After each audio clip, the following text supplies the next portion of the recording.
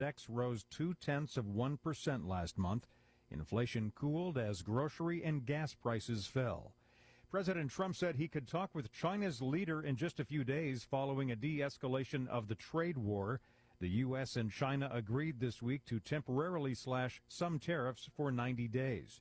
Despite the respite, bank rates Mark Hamrick says there's still a sense of economic uncertainty. This is the first step toward what everyone hopes for, which is a total cessation of hostilities, but we have a long way to go before we can get to that.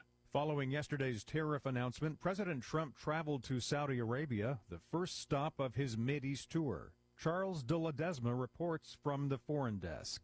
President Donald Trump's visiting 3 Middle East nations this week, engaging in talks meant to tackle multiple crises and conflicts across the region. Trump was welcomed by Saudi Arabia's de facto ruler, Crown Prince Mohammed bin Salman, after Air Force One landed in Riyadh.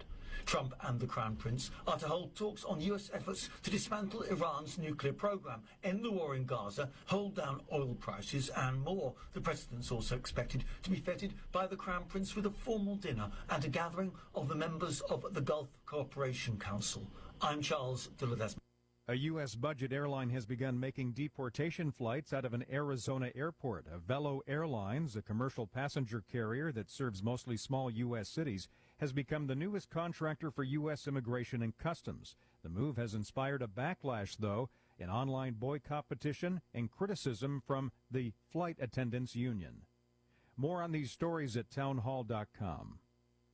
If you're living with pain, see how Relief Factor can help.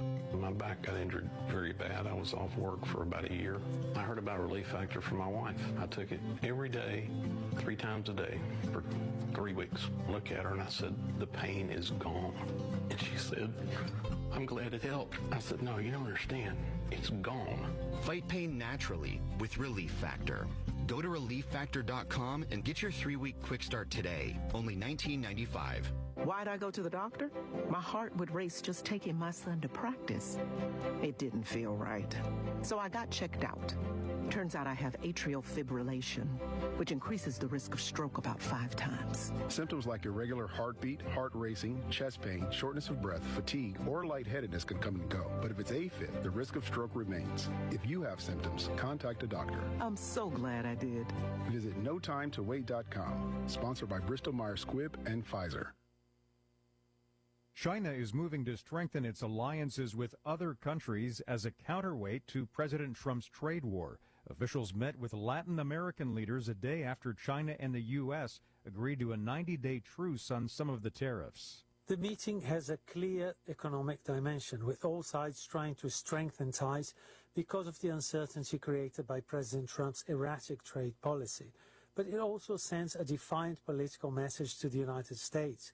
Leaders from more than 30 countries in Latin America and the Caribbean are saying plainly that they are willing to forge strategic partnerships with China or other countries which offer them better conditions. That's the BBC's Leonardo Rocha. A federal judge is refusing to block the IRS from sharing immigrants' tax data with Immigration and Customs Enforcement for the purpose of identifying and deporting people illegally in the U.S. News and analysis at townhall.com. House Republicans have revealed the tax provisions for President Trump's so-called Big Beautiful Bill. The sweeping tax provisions in that big bill President Trump's been calling for come with big costs, $4.9 trillion so far. They include extending the tax breaks approved during Trump's first term and boosting the standard deduction, child tax credit, and estate tax exemption, while adding breaks on tipped wages, overtime pay, Social Security benefits, and auto loans. House Republicans propose paying for it, in part, with cuts to food stamps, green energy programs, and the centerpiece, at least $880 billion in cuts, largely to Medicaid. Ben Thomas, Washington. Flood watches are in effect for parts of the Carolinas and mid-Atlantic states today as a storm producing heavy rain moves up the East Coast.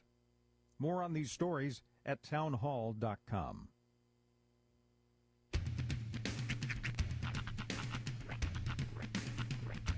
What in the wide, wide world of sports is going on here?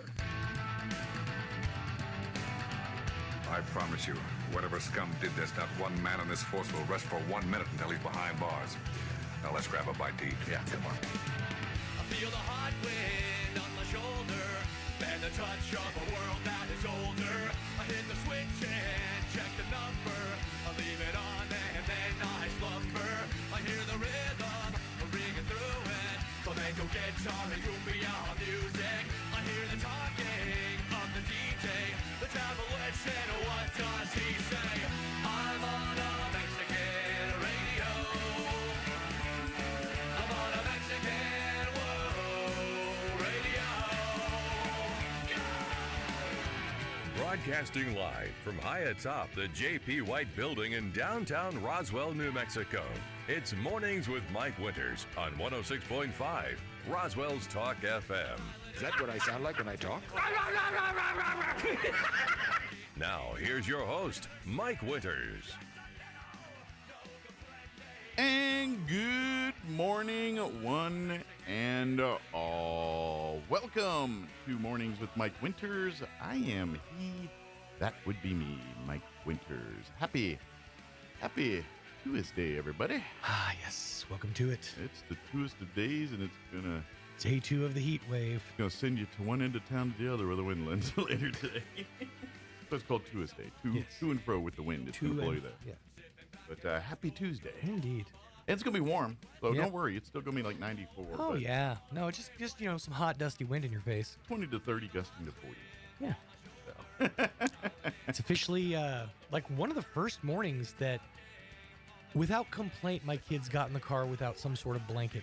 Ah, yeah. They felt warm. And I've noticed I don't feel frigid in here this morning like past morning. I think yesterday, I feel like maybe that like they turned up the cool because of just how hot it was outside. Not complaining? No, not at all. But I was chilled in the office yesterday.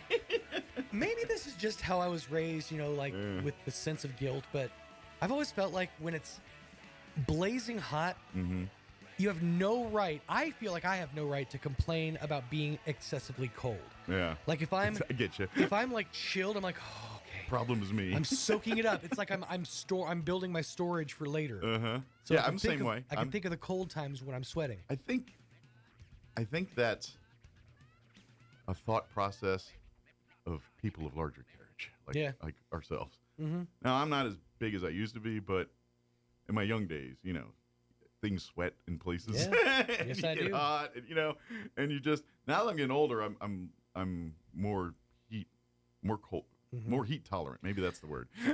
Less cold tolerant. I would imagine also more of you is exposed now, what with the baldness. Yeah, that head thing is a big deal. So heat comes off. You probably do get colder. Yeah, I would imagine. Well, and I will notice this, like, if when you sweat off the top of your head and your hair absorbs it and everything, when there's no hair up there to absorb it, it's like slick. You get all slick and. But here's what happens too: is sweat does its job and cools, and like I can feel this cooling sensation on my head, and it's kind of like, it gives you a chill for a minute. You know what I mean?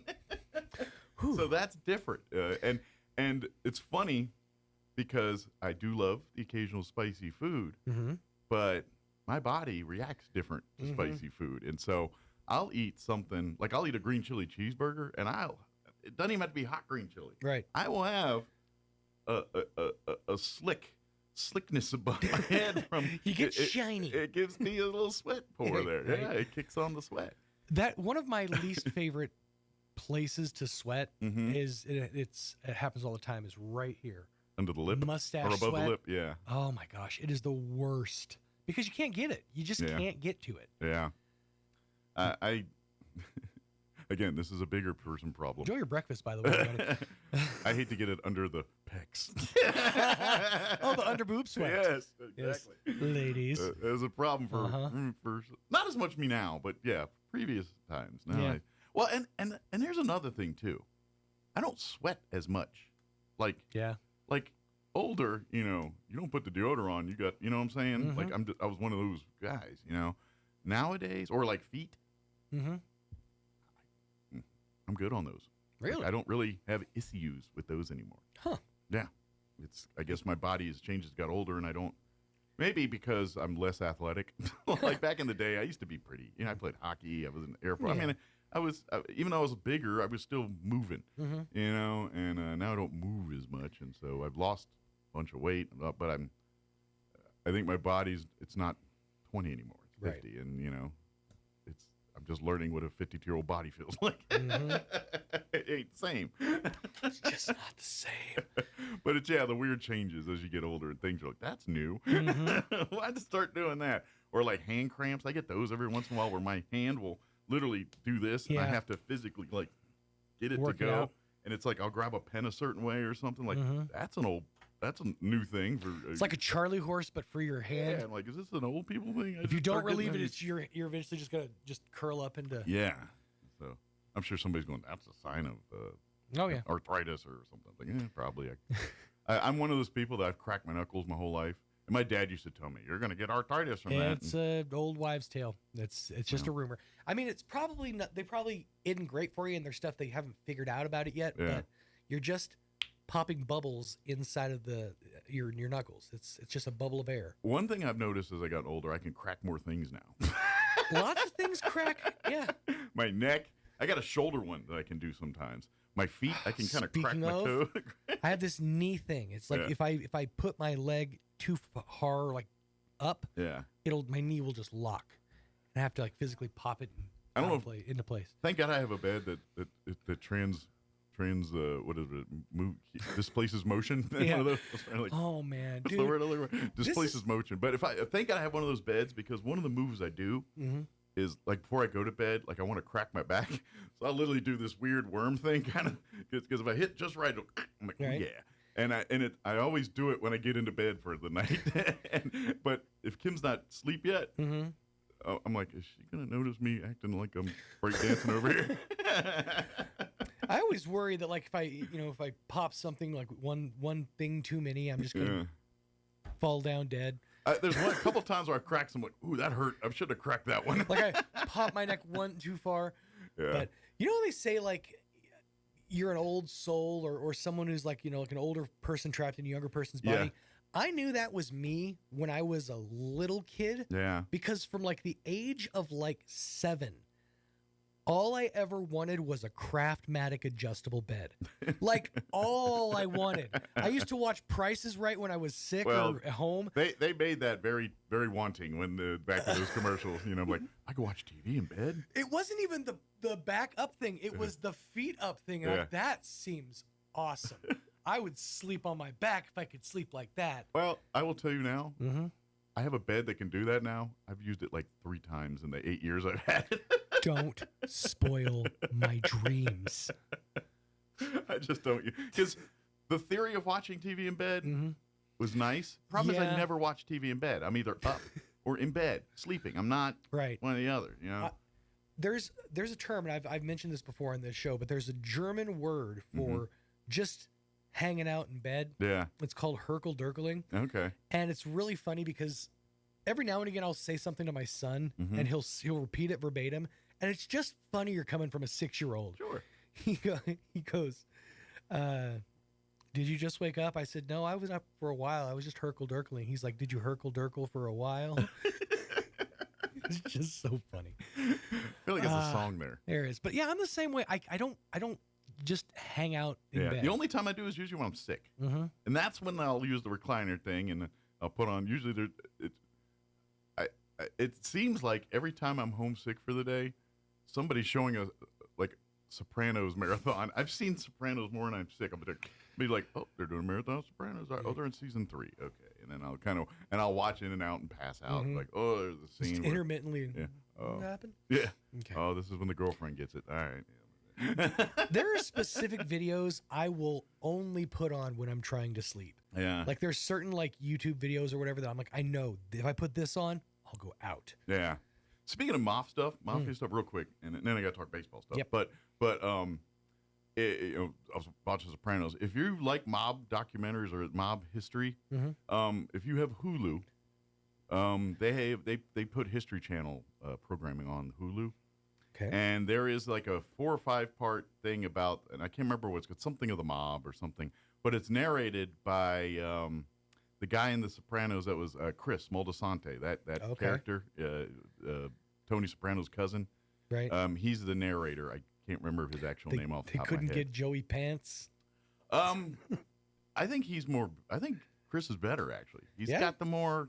I almost did that. He's got. Well, he's just in his natural state. Mm-hmm. He's more of got that just mafia persona, like the way he talks, the way he acts and looks. Different mafia persona as well. I'm thinking there's Italian. This guy. There's the one who always talks like this. The thug. The heavy. He's then not there's the this heavy. guy, Yeah, the wise guy. He's in between the heavy and the wise because he's he. But anyway, it's a good series because I really liked how it because it kind of covers the waves because it goes to stuff like in the 70s with Columbo and the Italian heritage movement and all that stuff, and then that's the filming of the Godfather stuff where, by the way, the mob was heavily involved in the filming of the first Godfather movie. Yes, there's an amazing Amazon thing about that whole thing, starring the Goose's son. Yeah, wasn't that it's an Amazon Prime show. Yeah.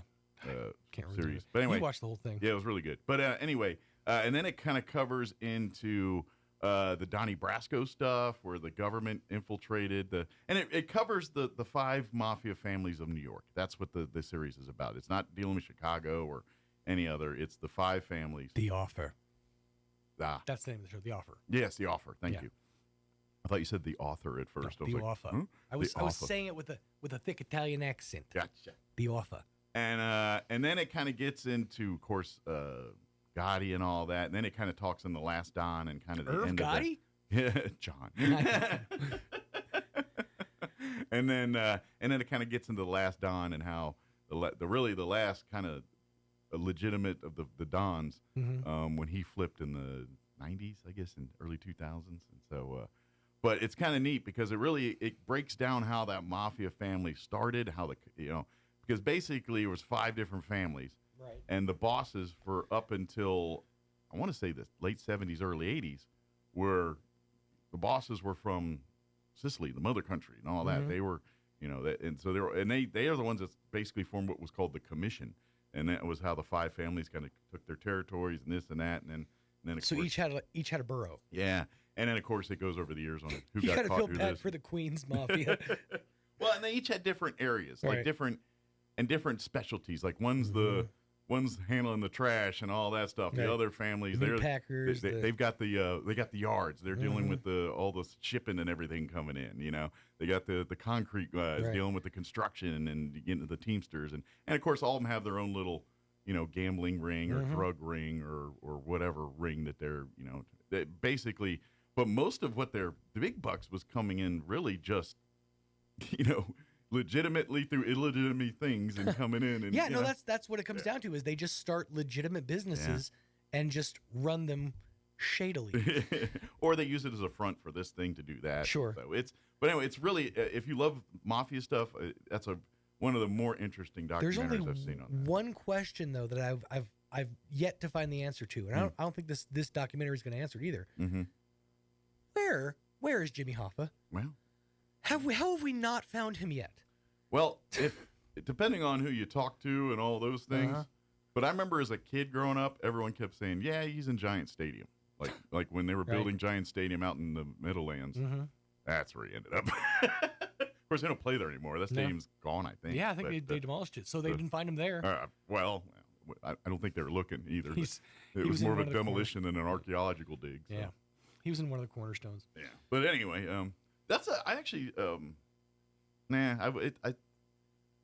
the movie that was on Netflix that came out probably around COVID. It was is it called The Italian? I think it's a Scorsese movie. They went right to Netflix, and it stars De Niro. I think it was called The Italian. But that's the one that kind of talks about Hoffa and his story. Does it? Okay. Yeah, it's pretty good. That's a good one. Entertaining. Anyway, it's kind of feels in the same vein of like Casino and Goodfellas, all these other types of those good movies.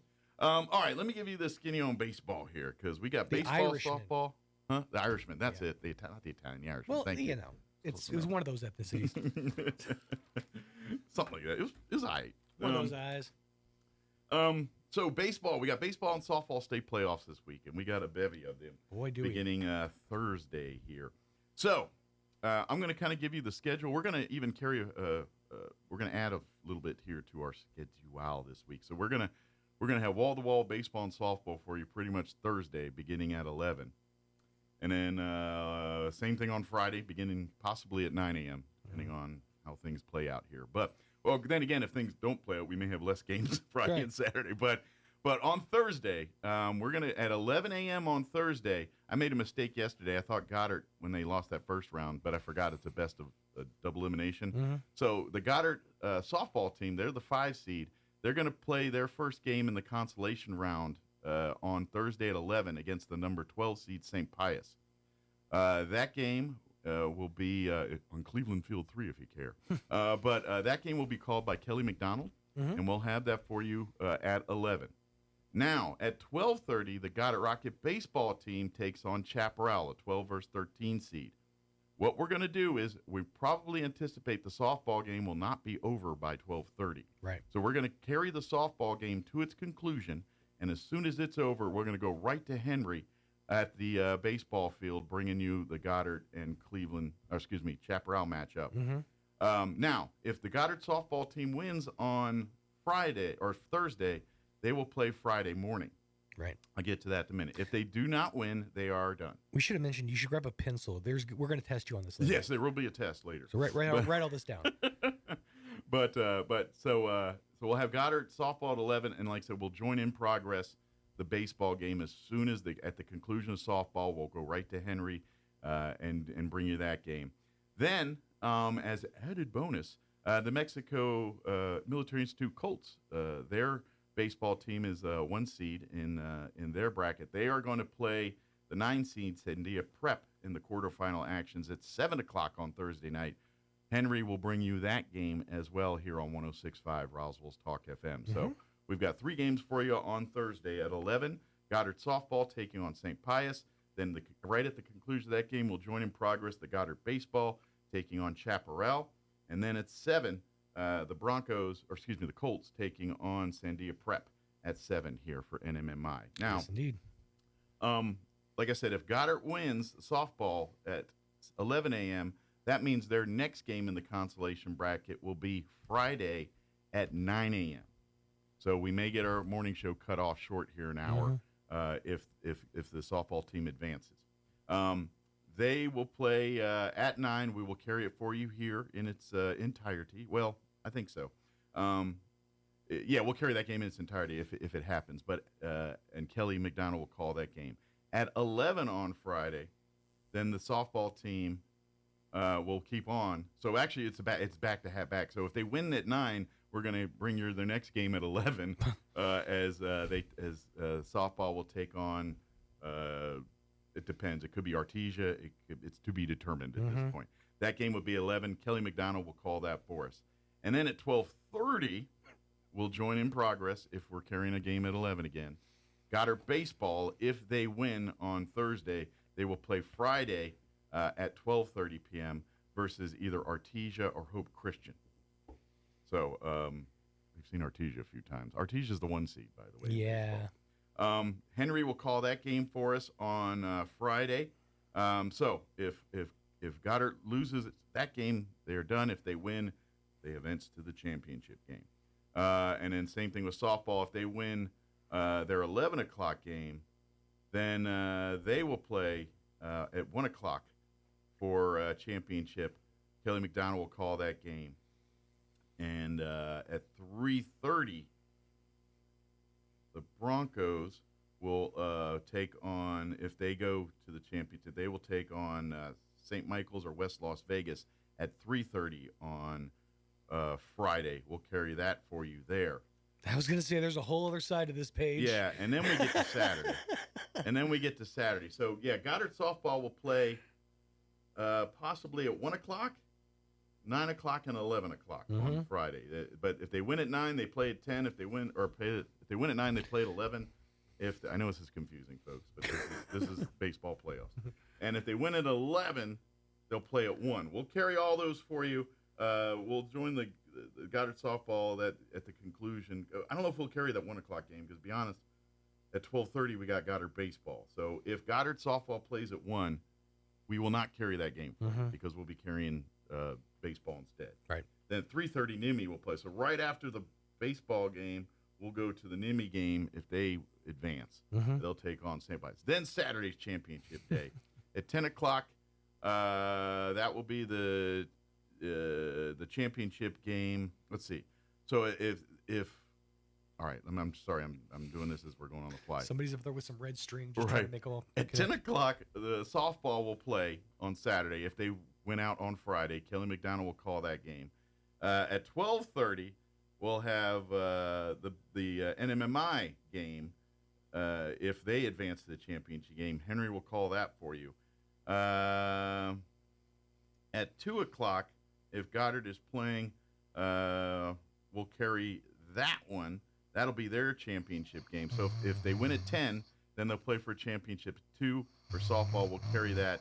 And then 3:30, we will have Henry calling the baseball championship if Goddard makes it that far. So that's tentative, the schedule, but I can tell you for sure everything that's set in stone is Thursday. 11 o'clock, Goddard, softball taking on St. Pius.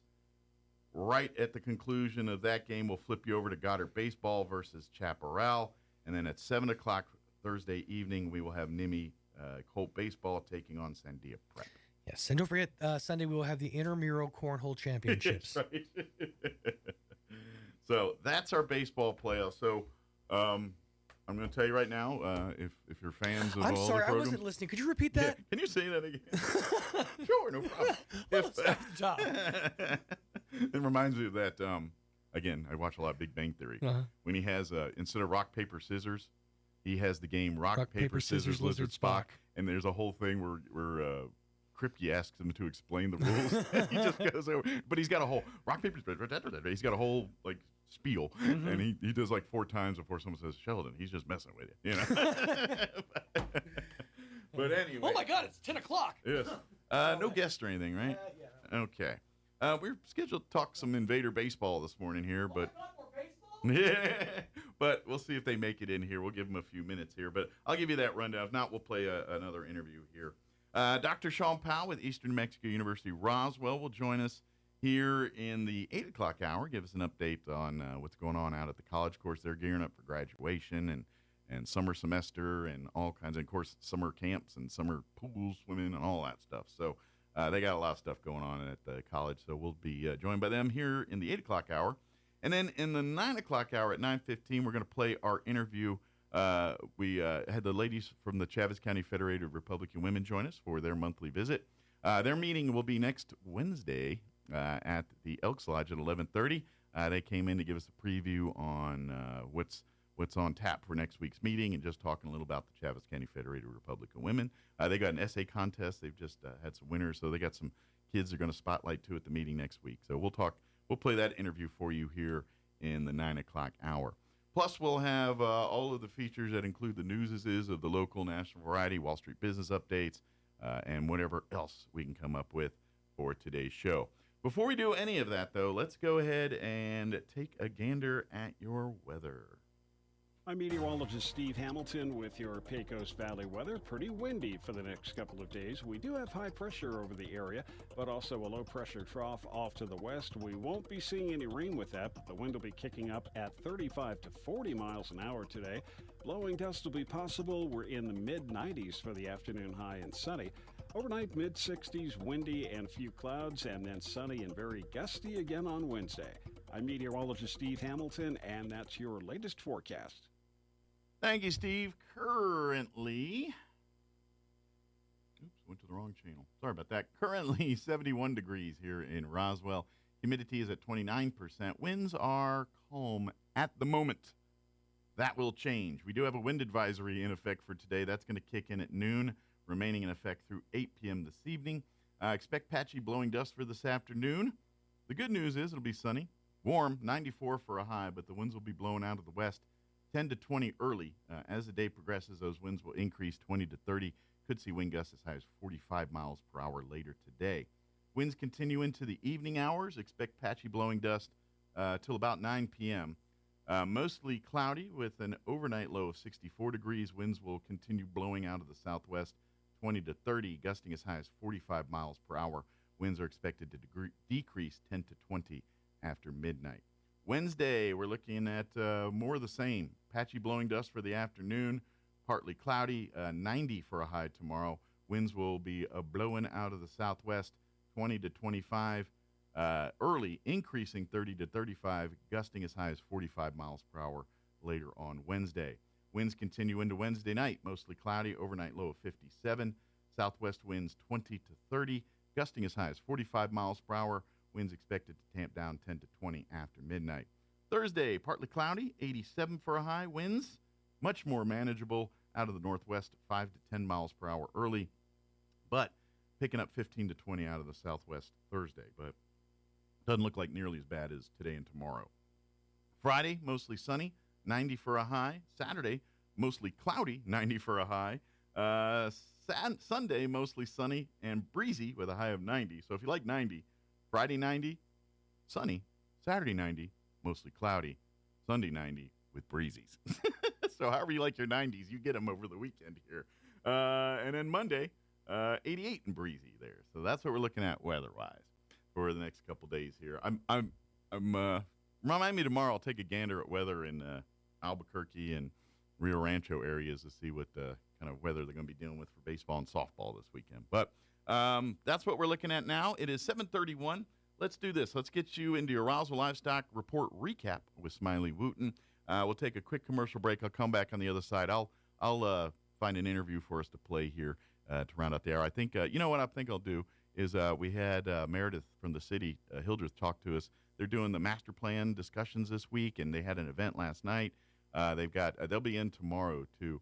So just kind of remind folks about some of the events that are continuing on that with that here. So I'll play that interview on the other side, but I'll come back first and talk about it. So it is 7:32. Let's pause for a quick break. We'll be back. Don't go away. Good morning, this is Smiley Wooten at the Roswell Livestock Auction. 767 head of cattle sold on Monday on a steady to higher market with excellent buyer attendance compared to last week. Stocker calves sold steady to 4 higher, feeder cattle steady to 8 higher, packer cows and bulls steady to 2 higher, 3 to 400 pound steers 417, 465, 3 to 400 pound heifers 422, 425. 4 to 500 pound steers 406, 417, 4 to 500 pound heifers 374, 422, 5 to 600 pound steers 372, 406, 5 to 600 pound heifers 323, 374, 6 700 pound steers 312, 372, 6 700 pound heifers 255, 323, 7 800 pound steers 304, 312, 7 800 pound heifers 255, 270. Packer cows 158, 162. Canner and cutter cows 138, 145. Packer bulls 175 to 185. Feeder bulls 168, 173. The top half the cow-calf pairs $3,000 to $3,300 per pair, and the bred cows not well tested this week. Expecting another good run for next week.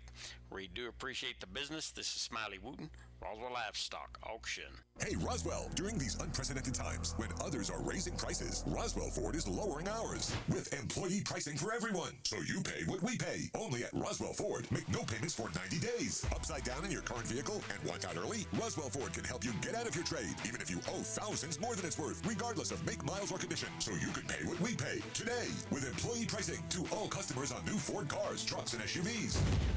And our aggressive finance team will push to approve your credit, even if it's less than perfect. Attention business owners, Roswell Ford has a great selection of commercial vehicles, and we have them for less. Plus, Roswell Ford offers mobile services, so our certified technicians will come to you and perform oil changes, tire rotations, batteries, recalls, and more. Contact us for details. For massive American-made savings and employee pricing for everyone, get on board at Roswell Ford, 821 North Main Street in beautiful Roswell. Call 575-623-3673 or online at roswellford.com. Interest accrues from date of sale on select vehicles. Trade balance refinanced to new loan subject to lender approval. Offers not combined. Expires in month's end. Some wounds need expert care to heal properly. At Artesia General Hospital's Wound Care and Hyperbaric Medicine Center, we use advanced treatments like hyperbaric oxygen therapy to help chronic wounds heal faster. If you or a loved one has a wound that won't heal, call 575-736-8235 today and take the first step toward recovery. Hi, Chef Anthony Noble here with the Valley Cafe at 801 West Brasher. We love serving you our delicious meals for lunch and dinner. The next time you're in on Monday or Tuesday, bring the family and take advantage of our kids' dinner special. With the purchase of an adult meal, you get a kids' meal for 20% off. That's right. Get the kids fed, save a little money, enjoy what I got cooking in the kitchen.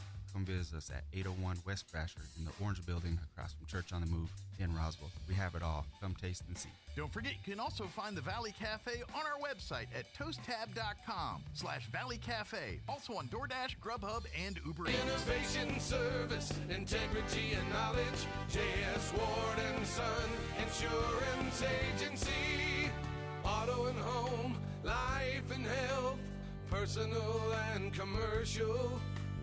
Bonds too, since 1925. We have the coverage for you. Innovation, service, integrity, and knowledge. J.S. Ward and Son Insurance Agency. Here's a Mornings with Mike Winters fun fact. The catfish has over 27,000 taste buds. Do you think they prefer fried or blackened? Here's Mike Winters. And good morning. It is 36 minutes after 7 o'clock. So we're going to play for you here. Next is an interview we had yesterday in the 9 o'clock hour. Meredith Hildreth with the Planning and Zoning here in the city of Roswell joined us. Also, Carlos Galena. This week, the city's getting feedback from the public on the master plan, and they've got several events throughout the week that are, and they got open hours where they are inviting folks to come and share their ideas for the master plan here. So they're going to actually join us tomorrow morning to talk a little bit more about some of the stuff this week. But I wanted to play their interview that they had with us yesterday. Talk about some of. Now we did talk about an event they had yesterday at the library. That one's already happened, but they've got open hours starting today. So we're going to play that interview now. So here is Meredith Hildreth with the City of Roswell and Carlos Galena. Enjoy. It is 9:44, and joining us in studio this morning from the City of Roswell in the Planning and Zoning, Meredith Hildreth, back with us. She's been on this before, but she was wearing a slightly different hat, if y'all remember. That was her Friends of Bitter Lake hat. So when she's not doing city work, she's out at the Bitter Lake Wildlife Refuge as well. And also joining us here as well is Carlos Galinda. Did I say that right? Galena. Sorry, yeah. I wrote something down and said something different. Sorry about that. You're okay. Good morning here. Of course, we got a busy week here with master plan, this stuff that's going on. And so I'm going to shut my hole and kind of let you kind of give everyone an explanation of what's going on here with the master plan. And there's some events going on this week that let me say this. Everyone has thoughts on city and how you want to do things and how things go, and we love to share them on social media. Boy, howdy, do we love to share them. And that might be all well and good, but if you want to actually be in rooms with people and talk about things that actually might make an impact on changing to see the things you want to see, then you need to come to some of these events this week and maybe, lay off the Facebook a little bit. Because that so setting the table there, I'll kind of let you guys kind of take over from there. Good morning, Mike. Thank you so much for having us. Yeah, appreciate the visit. Carlos, thank you for being here. Good morning, everyone. Carlos thank you. One of our consultants with Able City, the company that is facilitating the master plan process and writing the master plan. Kind of being the experts in the room on how, like, when master plans need to be master planned, we're the people that plan the master plans, and we help cities and different entities navigate that stuff. Is that pretty safe? Yeah, Mike, that's exactly right. So first of all, thank you for having us on. Yeah. What happens is that many people go about their day and they drive and they live and they work and they get super busy and they don't really have the time to really think about the city that they live in, right? Sure. In this case, it's Roswell and the neighborhood and their house. But the decisions that are made at the city level, at the state level, obviously at the federal level, impact people's lives every single day, right? Absolutely. Murda's job as the city in the city and zoning, planning and zoning department is super important. And again, most people, they just drive the street and don't pay attention that these things, it's what we call the built environment. And the built environment is shaped by everyone, by where you choose to live, where you buy your house, where you shop, where you work.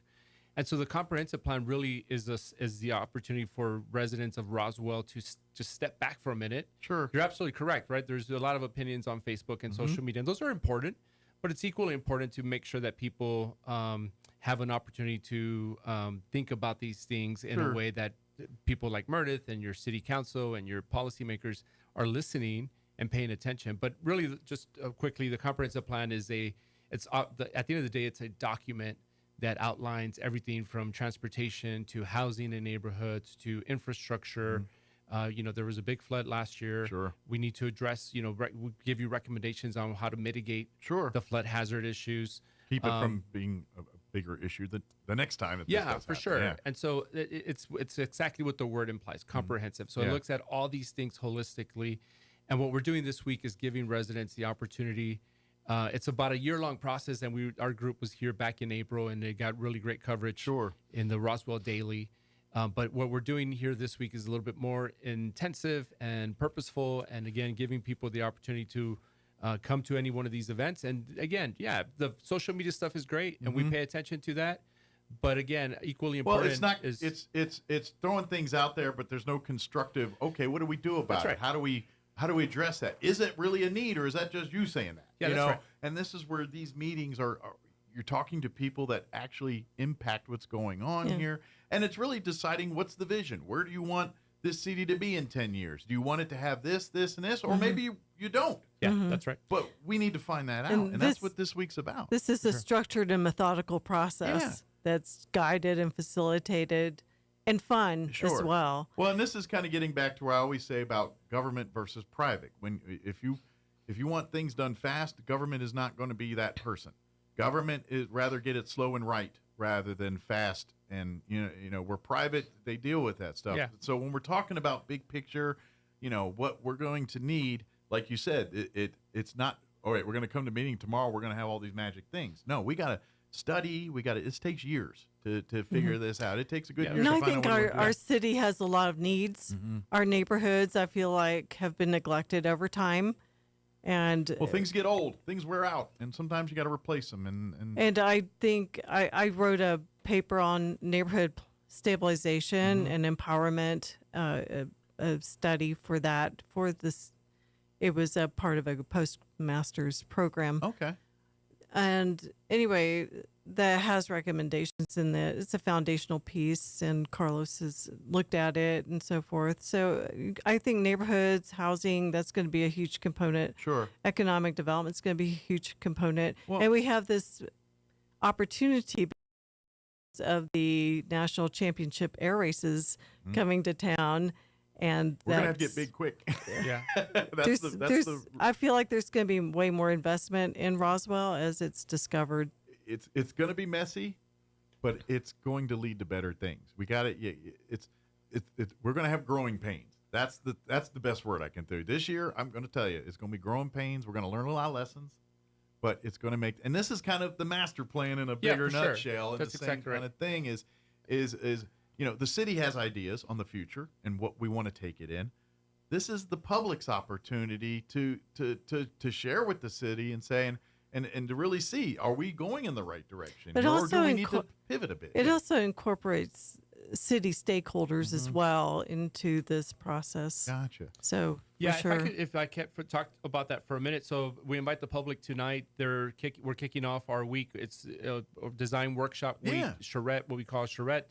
And so over the course of the next 4 days, we'll have a series of events. The first one kicks off today, Monday, May 12th, from 5 to 8 p.m. I know it seems like a long time, but what it is that we'll give you a quick presentation on urban planning and city planning issues, and then things that are important to Roswell, things that we've heard. Sure. And then we'll spend a good amount of time more drawing open and forum. Yeah, for sure. People drawing other voices their vision, their ideas. So that's today from 5 to 8 p.m. at the Roswell Public Library. Yeah. So if you want to. It behooves you to get there 5 so you can hear the presentation stuff. Yeah. You may not be there till 8, depending on, if you got what you wanted to say out and I get it, life happens. Yeah, but that's right. at least be there and hear the beginning part and see where the direction is. And then you get, if you can, please stay and offer your own thoughts. Yeah, Mike, that's exactly right. And then just to continue real quick, and then Tuesday, Wednesday, and Thursday, we have an open studio from 9 a.m. to 7 p.m. Okay. And anyone can drop by at any time, and that is at the SunWest Center, 500 North Main, Suite 100 on the first floor. It's the big white building downtown here on 5th, and used to be, for people been here a minute, home of Bank of America. Everyone just called the Bank of America building, but it's a SunWest building. Yeah, when you go to Peppers, it's that building. Yeah, that's right. It's that building. When you're hungry and you want to go to Peppers, it's that building. It's in the community. It's great. It's in the community development department in our conference room, and that's again from 9 a.m. to 7 p.m. Tuesday, Wednesday, and Thursday of this week. And that's a come and go. You don't have to make an appointment. No, you don't just have to stop by. register. We'll be drawing, we'll be thinking, we'll be meeting. So if you're on your lunch break and you got a few minutes, sure. you want to share some thoughts, come on in any one of those 3 And days. we would like you to bring your young people as well. Yeah. All ages are welcome. Well, guess what? We get older. And guess what? The 16-year-olds, actually, to be honest, your children are probably going to be the ones that see the fruit of this labor. That's exactly. You know So what I'm please, saying? we want their voices. So please bring your children and 5-year-olds, 8-year-olds, teens, tweens, young Absolutely. adults. Please, Well, we want your input. And that's a great perspective because we as adults forget what are kids looking for in the community. Mhm. And it's not always just about building more playgrounds. And Sometimes it's other things. They And often have really great ideas Absolutely. too. What comes from the minds of a child sometimes. Yeah. And then, Mike, just to continue, and then on Wednesday, we have a lecture from 5:30 to 7 p.m., and that's also at the library. And the title of that is Resiliency Planning for the Future. Okay. It's focusing on, some best practices and then focusing on issues at Roswell. And then the final event on Thursday, May 15th, is we want the public to come back and see what we've done, taken their ideas and illustrated them and drawn them and start thinking about these things. And then the process at the end culminates with Able City, our company, providing the city and the residents of Roswell a document that outlines all their visions, their hopes, their aspirations, their dreams in a way that makes sense for the policymakers. Gotcha. So, hey, listen, what can we do in the first year? What can we do in 5 years? What can we do in 10 years? And then there's going to be some stuff that is generational, as you mentioned, right? But if you don't talk about it, if you don't document it, then it's all sort of pie in the sky. And You got to get it on the plan. Yep. And now we're making the plan. So if For you sure. want to be in on the plan, you got to be a part of the meetings and the things that decide what the plan's going to be. That's exactly right. Yeah, that's exactly right. And then we do have a website, propelroswell.com. And so you'll find a lot of information there as we start giving the city drafts on these different elements. People could go on there. But even go on there today, propelroswell.com. Okay. And you'll get information on the things that we've Excellent. talked about. So I'm get that way, like for instance, you can't miss. You can't be at one of these informational meetings. Right. You're able to pick that information up here at propelroswell.com. That's right. There'll be a survey there that we'll launch here in the next couple of days. Yeah, but if you can be there, please Yes, be in the for room. sure. Like It'll be start fun. tonight. Come out to the library beginning at 5 p.m. Maybe grab dinner early or something, or grab a snack and then get dinner after, whatever. But kind of plan accordingly. And this is like if you've been saying Roswell needs this, or man, I wish we did it this way. Mm-hmm. Now's the time. Now's to talk about that. You know what? You might have an amazing idea that just didn't hit somebody. Yep. And now we're like, I never thought about that. Dang, let's look into that. Let's. You're right. That is dumb. We should fix this. Yep. And that's that's what these mean, and that's how we find these things out all the time. Yeah. Or you know what? That is a missing thing. We really should. That would be money well spent if we invest. Another thing that the comprehensive master plan process does is it brings people together. And as a planner, I say that I connect dots. I connect people with resources and resources with people. And when you bring a lot of different people to the table, you're bringing a lot of different resources to the table. And leveraging those resources can be part of the master plan. Absolutely. Excellent. Well, The one thing begets one thing implementation. sometimes, and it's like, oh, we should do this, and someone says, well, that's not going to work, and someone's over here says, wait a minute, I can do this, and we can get that done. And that's how these things happen in meetings like this. Yep. It takes a community to implement a master plan. Yeah. Well, and that's just it. It's a big deal. This is, put it this way, this is what the city's going to decide in the direction it's going to go for the next 10 years here, or what, this is the future of Roswell. Mm-hmm. This is what we want to, if you want to see a certain thing, then you need to be actively involved in helping getting your opinion, your word out about that. Absolutely. Because if we don't know about it, it's not going to happen, and no one else thinks about it. I'm going to say there's probably an amazing idea that someone has out there that no one legitimately didn't think out. Not just one, many. Yeah, there's things like that. How we do this or how we do that. And it's like, you're right. We do overcomplicate this. That's a way simpler way to do it. But you can't do that unless we talk about it. Yep.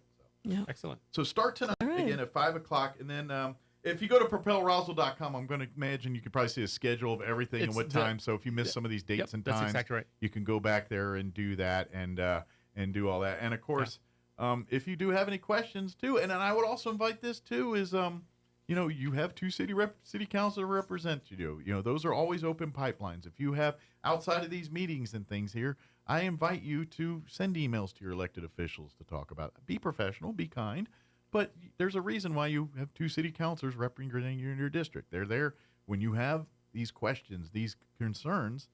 These are the people you bring them to so they can, address it one way or explain to you why it's that way. Yep. And right. so, use this week to this, but when this week's over and we're kind of, we're going back to whatever, life's normal here, use these facilities to don't wait till everyone gets up in arms about it to start. You know what I mean? Yeah, for it's sure. Like, talk about this stuff now while it's be happening. proactive about it. Yes. Yeah. Look, everybody in this town wants the same thing, to be happy, healthy, and want the same for their kids and family and to do the next thing. Right. What exactly those details are, we don't know yet. That's right. Or we don't agree on or know the same. That's why we have the master plan. Yeah. So we can say, how do we all be happy, healthy, and want the best for everybody and the opportunities for them to do whatever they want while they're here. That's a great point. That's the goal we're trying to achieve here. So, well, great. And of course, you can always, if anybody has any questions, can they call like your office direct or? Yeah, they sure. can always call City Hall and they can say, "Hey, planning and zoning, somebody talk to Yes, Meredith." yes, kind of of thing. course. That's always works here. But if you do have kind of questions or something, I know people like to talk to humans sometimes, and you get lost in the shuffle of the internet. Call the planning and zoning office, and someone will be able to answer as many questions. Right on. Yes. And if you have any questions about anything at all, bring them with you tonight at 5:00 to the library, and we'll get them addressed here too. So yeah. So we will see the community this week. Events all week long. So starting tonight. Think about This is it. This is where we're saying, hey, we're going to make a great community. What's your input on this? This is your opportunity. This is your chance. Speak now or forever hold your peace kind of mindset here a little bit. Yeah, it's important that we get as many people out there and as many segments of the population so that I know we get people varied have opinions. Yeah. People have opinions, and I see them on Facebook all the time. Yeah. Not the most constructive ways and most constructive opinions. I've seen those too, but you care. There's why you're there. Let's focus your care on good things, right things, things like that. Excellent. Well, thank Good you. deal. Thank you Thanks guys for very having us. much. Appreciate And, it. Thank you, Mike. We'll, like I said, I'll look here and see if we can get you back later this week here. Let me see what my times are here after we get off the air. But thank you guys. Thank you. Appreciate it. Appreciate it. Sorry Yeah, about thank the you. mix-ups and all that. Thank you. Thank you. All right. With your Pecos Valley News Update, I'm Jared Sorello. The Roswell City Council now scheduling a special meeting for this afternoon at 3:00 p.m. The meeting will be held at the City Hall Council Chambers, 425 North Richardson Avenue in Roswell. The only item on the public agenda is for able city consultants to give the council an update on the comprehensive master plan and its progress, as well as giving council members the opportunity to provide input and ask any questions. A Roswell police officer has now lost his job over allegations of battery. The victim reportedly contacted the police department April 5th, claiming she was battered by her boyfriend, Roswell police officer Brandon Spates. Spates was immediately placed on administrative leave pending the investigation, and a judge approved a warrant for his arrest. Spates has now been terminated. He was a 7-year veteran of the Roswell Police Department. You're up to date. I'm Jared Sorello. Want to make your money work harder without doing anything risky? Let's talk about online high-yield savings accounts. I'm Kim Commando for Total AV, award-winning antivirus software for just $19 for the first year, right now at protectwithkim.com. Big banks like Chase or Wells Fargo offer interest rates that are basically pocket-lit. But online banks, that's where you can find better returns. Right now, online high-yield savings accounts are offering interest rates between 3 and 4%, maybe higher. Of course, always check the most current rates. They change often. 4 big names: Marcus by Goldman Sachs, Ally Bank, Capital One 360, and American Express. All are FDIC insured, meaning your money's protected up to $250,000. There are downsides: no physical branches, chat and support are only online. Just make sure you watch out for hidden fees, withdrawal limits, and teaser rates that drop after a few months, too. Be sure you get my free newsletter at getkim.com. Cybercrime is on the rise, and hackers are getting smarter every day. From phishing scams to ransomware attacks, criminals are after your devices and your money. So how do you fight back? One of the best defenses is solid antivirus software. Blocks suspicious websites and stops hackers before they can do any damage. A healthy dose of skepticism when opening emails or clicking links doesn't hurt either. But for the antivirus help you need, I trust and recommend Total AV. They update you in real time, keeping you protected from the latest threats. Go to protectwithkim.com now and get Total AV for just $19 for the first year. It covers up to 5 devices, including Windows, Macs, and smartphones. That's protectwithkim.com. Don't wait until it's too late. Your security matters. Get protected now. Go to protectwithkim.com for my exclusive deal with Total AV. Just $19 for the first year. That's protectwithkim.com. Protectwithkim.com. Protectwithkim.com. I'm meteorologist Steve Hamilton with your Pecos Valley weather. Pretty windy for the next couple of days. We do have high pressure over the area, but also a low pressure trough off to the west. We won't be seeing any rain with that, but the wind will be kicking up at 35 to 40 miles an hour today. Blowing gusts will be possible. We're in the mid-90s for the afternoon high and sunny. Overnight, mid-60s, windy and few clouds, and then sunny and very gusty again on Wednesday. I'm meteorologist Steve Hamilton, and that's your latest forecast. It's time for the Chaffetz County Sports Report. The Goddard Rockets baseball team given a tough task this past weekend as the 12th seed. The task, go beat Los Alamos in a best-of-3 series. Los Alamos, the 5th seed, in Los Alamos. But at Bomber Field, Goddard didn't need all 3 games. They won on Friday by a score of 15-1. Nathan Herrera with a couple of doubles in that one. Cameron Brown, the winning pitcher, 5 innings of work, 10 strikeouts. And then on Saturday, Goddard clinched the spot in the next round by beating Los Alamos 11-4. The Rockets are now 13-14 on the season. That game against Los Alamos on Saturday game, Donovan Davis 3 for 3 with 2 RBIs. Next up for the Rockets, they'll be playing in Albuquerque on Thursday against 13th seeded Chaparral at 12:30 in the afternoon. The Sports Report brought to you by DSI. Call DSI for all your office technology needs. I'm Eric Butler at Roswell Talk FM 106.5. With the Wall Street Business Report, I'm Bill Alexander. The United States and China agreed Monday to slash their massive recent tariffs, restarting stalled trade between the world's 2 biggest economies and setting off a rally in global financial markets. It's a 90-day deal, and businesses and investors must contend with uncertainty about whether the truce will last. After the U.S.-China announcement, the S&P 500 jumped 3.3% Monday. The Dow Jones Industrial Average rose more than 1,100 points, and the Nasdaq Composite rallied 4.3%. McDonald's plans to hire 375,000 U.S. restaurant employees this summer. It's the biggest hiring push in years. There will be openings at both company-owned and franchise stores. Multiple lines on the London Underground network were suspended or disrupted Monday because of a power outage, the British capital's Transport Authority has reported. The Transport for London website showed that at least 3 subway lines were suspended due to the power failure. For the Wall Street Business Report, I'm Bill Alexander in Washington. Here's a Mornings with Mike Winters fun fact. Men are 6 times more likely to be struck by lightning than women. That's because men are 6 times more likely to wear a tinfoil hat in a thunderstorm. Here's Mike Winters. And good morning, 7:58. Stay tuned next hour, about 8:15 or so. We're scheduled to have folks from Eastern New Mexico University, Roswell, Dr. Powell, join us, give us an update on what's happening out there. This week, the NFL is releasing the regular season schedule, and of course, like everything in NFL, everything mundane is turned into a big deal. You know, the drafting to everything else, and schedule releases in one of those things, but they're kind of teasing things right now. And so they just released the I think it's 7 different international games that they're going to have on the 2025 schedule. And kind of interesting. First off, my team, the Commanders, are going to go to Spain to take on the Dolphins November 16th.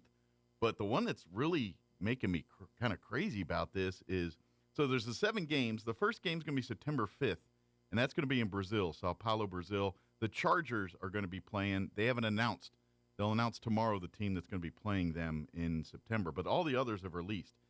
And this is what baffles me. The next 2 games, Sunday, September 28th, they're going to be playing in Dublin, Ireland at Croke Park. And that's going to be the Minnesota Vikings and the Pittsburgh Steelers. Then October 5th, basically a week later, the same Minnesota Vikings are going to travel to London to Tottenham Stadium to take on the Cleveland Browns. So they're going to have back-to-back games internationally, the Minnesota Vikings this season. That's crazy. The next game will be October 12th. In London, same stadium, Tottenberg, is the Jets and the Broncos. October 19th, they're in London and Wembley Stadium, the Rams and the Jaguars. Berlin on November 9th, the Colts and the Falcons, and then that last Commanders game. It's 8 o'clock. You're listening to 106.5 Roswell's Talk FM, KEND, Roswell, New Mexico. News this hour from townhall.com. I'm Greg Clugston in Washington. Inflation cooled in April even after some of President Trump's tariffs took effect. Consumer prices rose 0.2% last month, pushing inflation to 2.3% over the past year. The report shows a decline in grocery and gas prices. The Trump administration's agreement with China to temporarily slash tariffs for 90 days offered a reprieve in the trade war. But Bankrate senior analyst Mark Emmerich says even with the current pause, tariffs remain at elevated levels. Let's remember that as we began the year, we have entered into and still are at a condition where tariffs remain high. And so there remains a great deal of risk in this environment, principally with respect to the economy, of higher inflation, as well as slower growth and a loss of jobs. But the stepping down in the biggest part of this trade war with China is a welcome development. The stock market rallied yesterday on news of the tariff truce. It appears House Republicans are not pursuing President Trump's suggestion to raise the tax rate on millionaires. The Ways and Means Committee released nearly 400 pages of legislation on Monday, setting the stage for permanently extending Trump's 2017 Tax Cuts and Job Act, or TCJA, as well as a host of other new Trump tax priorities. Notably absent from the sweeping piece of legislation is a proposal floated last week that would have established a new tax bracket for people making $2.5 million per year or more, taxing them at 39.6%, which was the top rate before TCJA lowered it to 37%. Bernie Bennett, Washington. 21-year-old Eden Alexander has been reunited with his family after being held hostage in Gaza for more than 19 months. Hamas released him yesterday. More at townhall.com. Here's an important message from the Diabetes Solution Center. Do you like pricking your fingers to test your blood sugar levels? No one does, but it's important to maintain your health. And now, by wearing a small remote device called a continuous glucose monitor, or CGM, you don't need to prick your fingers anymore. It's easy to use and helps you make more accurate diabetes treatment decisions. If you are testing your blood sugar 3 or more times daily, injecting insulin, or using an insulin pump, call the Diabetes Solution Center right now. And if you have Medicare or most major insurance coverage, you may be able to get a new CGM at little to no out-of-pocket cost. Shipping is free, and we'll even bill your insurance company for you. If you are testing your blood sugar 3 or more times daily, injecting insulin, or using an insulin pump, call the Diabetes Solution Center right now to learn how to end the painful finger sticks and get your own continuous glucose monitor, or CGM, at little to no out-of-pocket cost. House Republicans want to set aside up to $5 billion a year for scholarships. Those scholarships will help families send their children to private and religious schools, marking an unprecedented effort to use public money to pay for private education. The proposal, part of a budget reconciliation bill released Monday, would advance President Trump's agenda of establishing universal school choice by giving families the option to give their children an education different from the one offered in their local public school. Nearly all households would qualify except those making more than 3 times the local median income. Keith Peters, Washington. Nissan says it will cut about 15% of its global workforce by fiscal 2027. The Japanese automaker reported a loss for the fiscal year that ended in March amid slipping vehicle sales in China and other nations.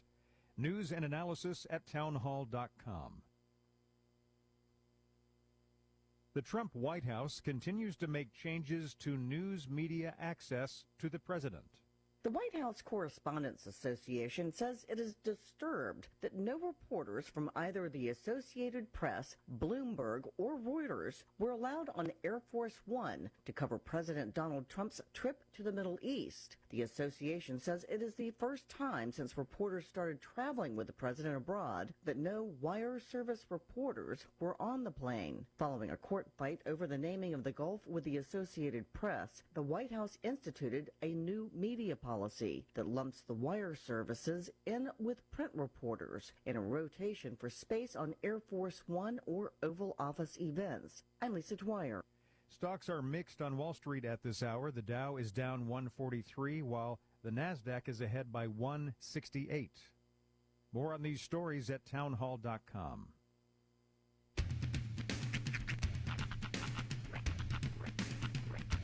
What in the wide world of sports is going on here? I promise you, whatever scum did this, not one man on this force will rest for 1 minute until he's behind bars.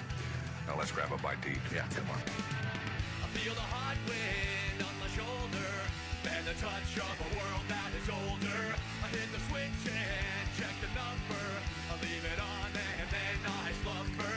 I hear the rhythm ringing through it. Flamenco guitar and cumbia music. I hear the talking of the DJ. The tabloid said, what does he say? I'm on a Mexican radio. I'm on a Mexican radio. Broadcasting live from high atop the J.P. White Building in downtown Roswell, New Mexico. It's Mornings with Mike Winters on 106.5 Roswell's Talk FM. Is that what I sound like when I talk? Now, here's your host, Mike Winters. And good morning. It is 6 minutes after 8 o'clock. Welcome to hour number 2 of Mornings with Mike Winters right here on 106.5 Roswell's Talk FM. Happy Tuesday. Yes. Welcome to the second day of the rest of your life. Gonna be hot and windy, just so you know. Today and tomorrow, hot and windy. I like it hot and windy. Yep. Matter of fact, we already got a wind advisory. It's going to kick in at noon today. That will remain in effect through 8 p.m. this evening. So. Basically, it's going to feel like an air fryer out there. Yeah.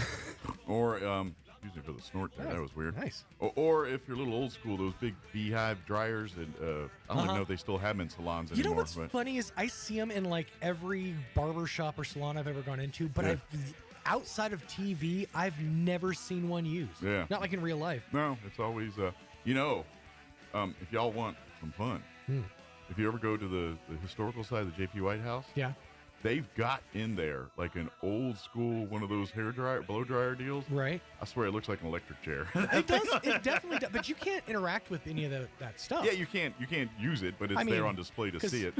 You say you want to have some fun. I'm gonna sit in that chair. I mean, if you want to see one, but this was like one from yet, and it literally. I'm like, man, dude, it looks like an electric chair. I never had the electric chair more viscerally, like, summed up and explained of what it was for me until I saw The Green Mile. Oh. When he wets that sponge and puts it on top of John Coffey's head, and you're like, oh, that's how it worked back in the day. Like, they had to have the water for the electrical current. And it made sense. But yeah, that movie, like, Stephen King did a really good job of making you feel like what the electric chair would feel like. Yeah. Stephen King's a wacko in real life, but he can tell a story, man. Although, I would say as I've gotten older, like, he's got like a stank on his work. And so, you know what I mean? Like, I'm like, oh, that's Stephen King. Well, that's the thing is his movies were like the height of horror in the 80s for me.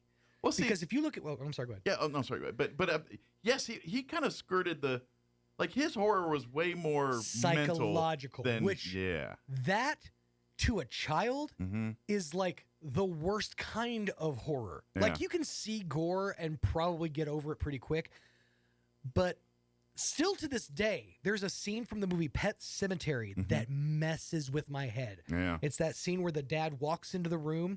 And I think it's the little boy or the little girl. He says, "Come play with me, Daddy. I've already played with Mommy," and she's dead in the corner. Right. That scene, like, stuck in my head. The same way in Stephen King's It, not the movie, not the I'm talking about I'm talking about the TV miniseries. Oh, I got you. Okay. That was on when I was a kid, like 8. There's a scene where they're looking through pictures, and one of the pictures just starts bleeding. That it lives rent free in my head now. Yeah. And I'm 40. But he was really good at that psychological horror. Yeah, but then he also in the in the 80s and 90s too, he had those movies that were, and they were all, and a lot of these were under his pen name and stuff, like Stand By Me. That's a Stephen King book. Right. It's actually a short story. There's a short story thing that he did that's got several of what are now movies that were short stories. It's like called Four Seasons or something. Yeah, I want to say like The Dark Half was one. Yeah. Now Shawshank Redemption's called Rita Hayworth of Shawshank, the story. That's what the movie's based off. Okay. The Running Man. That's a Stephen King book. He wrote it under a pen name. I think because Apt Pupil, if you remember that movie. Wait, that was him, wasn't it? That was under the Four Seasons thing. Okay. There's another one in that. Of course, Christine, if you remember, that was a little more 70s. You know what? That movie as a kid freaked me out. Yeah. I watched it about 5 years ago as an adult. It does not hold up. Does not hold up. I mean, it's kind of cool. The movie's cool to watch, but I did not have it looked more cheesy than scary as an adult. Christine and Cujo kind of fall into the same Cujo's the category. same thing. Yeah, Cujo scared the living daylights out of me as a child. You know what it is? I thought rabies were going to kill us all. And I think I think this is what it is. They didn't have a lot of technology as far as effects go. Yeah. So they really, really used the heck out of slow motion. Yeah. Because most of the scenes that you remember from like Christine or Cujo, it's super slow motion, the dog ripping into the skin. It's to enhance the terror of the whole thing. the drama, the intensity of it. Yeah. But I think as we kind of came into the 90s and the 2000s, some of the horror that became prevalent was more visceral. Yeah. It was a lot more like, look at this. And that's when I kind of checked out of horror. Well, and that's, to me, horror is like, there's so many different, there's different genres of horror. It's like your Sixth Sense, your Mind Twists, your, Shutter Island type. That's the kind of horror that I like and love. Right. That's the one I love. I love you send me down a path and at the end you do a rope-a-dope on me. I love those kind of movies. Early Shyamalan. Yeah. Then you have your just straight up gore fest, Rob Zombie-esque or what's Hostel. The movie Hostel. Yeah, Hostel. Or what's ruined the one with the weird puppet dude and he keeps Saw. Saw. Thank you. The Saw movies, all those. Yeah. Literally never seen a Saw movie. I saw the one with Carrie Elways. Yeah. Do you remember that? That was one? like the first one. Yeah, it was one or two. Yeah. The Carrie Elways one. Yeah. That's like the only one I saw. He pops up in the weirdest places. Like you'd be like, "That's Carrie Elways." Right. What? Huh? I don't think your men in tights are going to help you in this situation, sir. He just randomly pops up. I think wasn't he in like a Sharknado? Like he's been in everything. Like the one he was in. To be honest, my favorite is his comedic roles, but people sleep on his Hot Shots role. Oh, he was the Iceman of Hot Shots. Yeah. The slick character to yeah, he was Iceman of Hot Shots. The heavy to Charlie Sheen's character. Yeah. And then who'd have thunk the protagonist in that movie would have been the antagonist in real life. But and I got to be honest, every Carrie Elways movie is a different version of Princess Bride to me. A little bit, kind of that swarthy pencil mustache. Yeah, like every one of his characters, because pepperoni and cheese. Because I mean, I could be wrong, but I feel like Princess Bride is like the first major movie that he did that people knew him for and things. I think so. Yeah, he didn't get like that's what put him on the map for people was Princess Bride. From there begat Hot Shots and Men in Tights and all these other movies. And then he did a few serious roles that I guess Saw you could call that serious. Seriously bad, but it was serious. Yeah. And I think he's got a few. I feel like there's like a romantic comedy or romantic drama movies that not all of those are funny. Well, and he was wasn't he the dad? No, that was Judge Reinhold. He was the stepdad in one of those movies. It was not Liar Liar. I think it was a Jim Carrey movie. It was Liar Liar. I think it was Liar Liar. No, it was. Yeah, because he kept trying to do the claw and he didn't do it right. Yep. That's right. That was Carrie Elways. Scared of the claw. You scared of the claw. Yeah. That was that was Carrie Elways. I was thinking of the Santa Claus, but that was Judge Reinhold with his weenie whistle. Yeah. That was a different movie entirely. I think I've only seen the Santa Claus movies once, and I don't remember anything from them. Other than his beard keeps growing. Like, and I know he's been in other stuff, but it seems like after, like, maybe, what's that movie? Beverly Hills Cop, 3. Mm-hmm. Every role that Judge Reinhold ever played was basically like himself. Yeah. Like he was a judge on a mock trial show on Arrested Development called Mock Trial with Jay Reinhold. I got to be honest, though. Where Carrie Elways, I see a Princess Bride. With Judge Reinhold, all I see is Fast Times. Like a version of version of him is Fast Times. You know what? And he has sort of always played that off, aloof kind of. He was the same way in Beverly Hills Cop. It's that same kind of. I'm not quite cool. I want to be. I'm smart, but I do dumb things. That's Judge Reinhold. I bumble my way into things. Honestly, though, it works across the pond because our Judge Reinhold is their Hugh Grant. Charmingly befuddled, I believe is the term. Yeah, but more women were swooning to That's very true. than Judge Reinhold. Judge Reinhold. I don't remember if the ladies' man references to Judge Reinhold at any point. Hugh Grant at least, had a dreamy for a minute there until he got caught with the prostitute or something. Oh, yeah. Yeah, that's when all that went out. Well, that was when he was still married, I believe, to what's her face from Hurley? Yeah, Elizabeth Hurley. Yeah. And the quote that came out at the time was, "It doesn't matter if you have a filet mignon." It wasn't him saying this. Somebody else said it. "It doesn't matter if you have a filet mignon at home. Sometimes you just want a sloppy burger." Well, I think many people point to Arnold's situation, too. Yeah, oh boy, yeah. He's got the kid with the housekeeper. Yeah. Yeah, it's the whole thing. I think our guest is here. I heard doors opening close. So probably should get the hour going here. I would agree. Hey, I do want to mention, I'm not going to go through the whole thing. I was like, here we go. I'm not going to go through the whole thing because it's going to take an hour.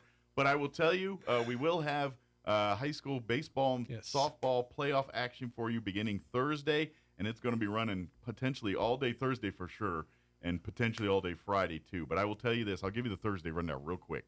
At 11 on Thursday, we're going to carry the Goddard softball game. They're the 5 seed in the consolation round. They're going to take on the 12 seed St. Pius. Kaylee McDonald's going to call that game. We're going to have it for you right here on the radio at 11. At 12:30, the Goddard Rocket baseball team, a 12 seed, takes on the 13 seed Chaparral in baseball quarterfinal action. That game will be at 12:30. We will join it in progress right at the conclusion of the softball game. Henry Villarreal will be calling that game for us for the baseball team. Then at 7 o'clock on Thursday night, the NMMI Colts, the 1 seed, they're going to take on Sandia Prep in quarterfinal action there. Henry's going to bring us that game at 7 o'clock on Wednesday. So we'll have 3 games for you on Wednesday. At 11, Goddard softball taking on St. Pius. 12:30, or right at the conclusion of the softball game, we'll join in progress Goddard baseball versus Chaparral. And then at 7, we'll bring you Nimi baseball taking on Sandia Prep. And then Friday, if Goddard wins, we'll get our show cut off short. They'll begin Goddard softball at 9. If they win that, they play at 11. If they win that, they play at 1, and so forth and so on. But Thursday, we got 3 games for you, 11, 12:30, and 7 o'clock. All right, 8:17, here's your weather. Weather this hour brought to you by Southwest Bearing under new ownership. Custom solutions for your heavy equipment. Hydraulic hoses, hose repair, bearings, seals, sprockets, belts, tools, fluids, and fittings. I'm meteorologist Steve Hamilton with your Pecos Valley weather. Pretty windy for the next couple of days. We do have high pressure over the area, but also a low pressure trough off to the west. We won't be seeing any rain with that, but the wind will be kicking up at 35 to 40 miles an hour today. Blowing gusts will be possible. We're in the mid-90s for the afternoon high and sunny. Overnight, mid-60s, windy and few clouds, and then sunny and very gusty again on Wednesday. I'm meteorologist Steve Hamilton, and that's your latest forecast. Yeah. Thank you, Steve. Currently 70 degrees here in Roswell. Humidity is at 42%. Winds are calm at the moment. That will change. We have a wind advisory kicking in today at noon. That's going to remain in effect through 8 p.m. If you like living in a blow dryer, then you're going to love today and tomorrow. Patchy blowing dust for this afternoon. Sunny and 94 with winds early 15 to 20. As the day progresses, winds are going to increase 25 to 30, gusting as high as 45 miles per hour by later this afternoon. Tonight, winds that keep blowing till about 9 p.m. We can see patchy blowing dust and all that. Mostly cloudy, overnight low of 64. Winds will be out of the southwest, 20 to 30, gusting as high as 45. After midnight, winds should drop down 10 to 20 miles per hour. Wednesday is going to look pretty much like today, with the exception will be 90 instead of 94. Patchy blowing dust for the afternoon. Winds will be out of the southwest, 20 to 25. Early, increasing 30 to 35, gusting as high as 45 by Wednesday afternoon. Wednesday night, cloudy, overnight low of 57, winds out of the southwest 20 to 30. The gusting as high as 45. They'll drop down 15 to 20 after midnight. Looking at the rest of the week, Thursday, partly cloudy, 87. Good news is winds much calmer, 5 to 10 early, 15 to 20 for the afternoon. Mostly sunny and 90 for Friday. Saturday, mostly cloudy and 90. And then Sunday, mostly sunny and breezy with 90. So however you like your 90, you're going to get it all three ways, Friday, Saturday, and Sunday. All right, it is 20 minutes after 8. We're going to take a 2-minute commercial break. Then Dr. Sean Powell will join us from Eastern New Mexico University, Roswell. Don't go away. Have you spent a lot of time trying to whiten your teeth with no real success? Here at Carabelli Dental, we have a solution. Get that perfect smile you've always wanted with veneers. Veneer treatment is quick and minimally invasive and will provide you with a confident smile in just a couple easy steps. You deserve to love your smile, so don't let another day pass you by without calling us to start the smile design process. Come see the team at Carabelli Dental at the corner of 9th and Main in Roswell, or call 575-622-4455. Injury, surgery, or illness can set you back, but you don't have to recover alone. At Artesia General Hospital, our rehabilitation services team provides physical, occupational, and speech therapy to help you regain strength, mobility, and confidence. Take the next step toward recovery. Call 575-736-8174 today to schedule an appointment and get back to living life to the fullest. Are you ready to succeed? The health education programs at ENMU Roswell can set you up for success with a wide variety of courses such as emergency medical services, fire science, medical assisting, nursing, and respiratory therapy. ENMU Roswell can prepare you for a rewarding career in the healthcare industry. ENMUR stacks courses in order to get the student into a job as quickly as possible while creating a pathway for more advanced certifications, licenses, and degrees. Eastern New Mexico University, Roswell. Success starts here. You received a social media message or text from an unknown number. They started a conversation with you, and over time, they earn your trust. Then, they encourage you to invest online or buy cryptocurrency. And when you do, they disappear, along with your money. But it can be avoided. The Securities Division of New Mexico's Regulation and Licensing Department can help. Learn to spot the red flags of investment scams at rld.nm.gov/red flags or call 505-476-4580. Here's a Mornings with Mike Winters fun fact. You burn more calories sleeping than you do watching television. For the ultimate workout, fall asleep in front of the TV. Here's Mike Winters. And good morning. It is 22 minutes after 8 o'clock. And joining us in studio this morning from, of course, President of Eastern New Mexico University, Roswell here, of course, Dr. Powell back with us. Good morning, sir. How you doing today? Good morning, Mike. How are you? Doing great. Of course, I imagine things are hopping at the college right now because you got graduation, you got summer semester coming, of course, the summer camps and the pool. Like May's a very busy month for ENMUR. Well, we had graduation, and I want to express appreciation to General Mick Burnett and the other folks at NIMI that helped us work that out. With the Civic Center not being available, it kind of makes things a little tricky. We were able to do two ceremonies, and I think between the two of them, we had over 2,100 people in attendance. So Friday night was great. Had 180 students walking between the two ceremonies, and great community support, lots of family members, lots of friends. And again, I want to thank the New Mexico Military Institute for allowing us to use their facilities for those ceremonies. And in talking with the city, I think the Civic Center is at least 2 years out before that's going to be available. We'll have another summer graduation or spring graduation to plan for next year too, more than likely. Absolutely.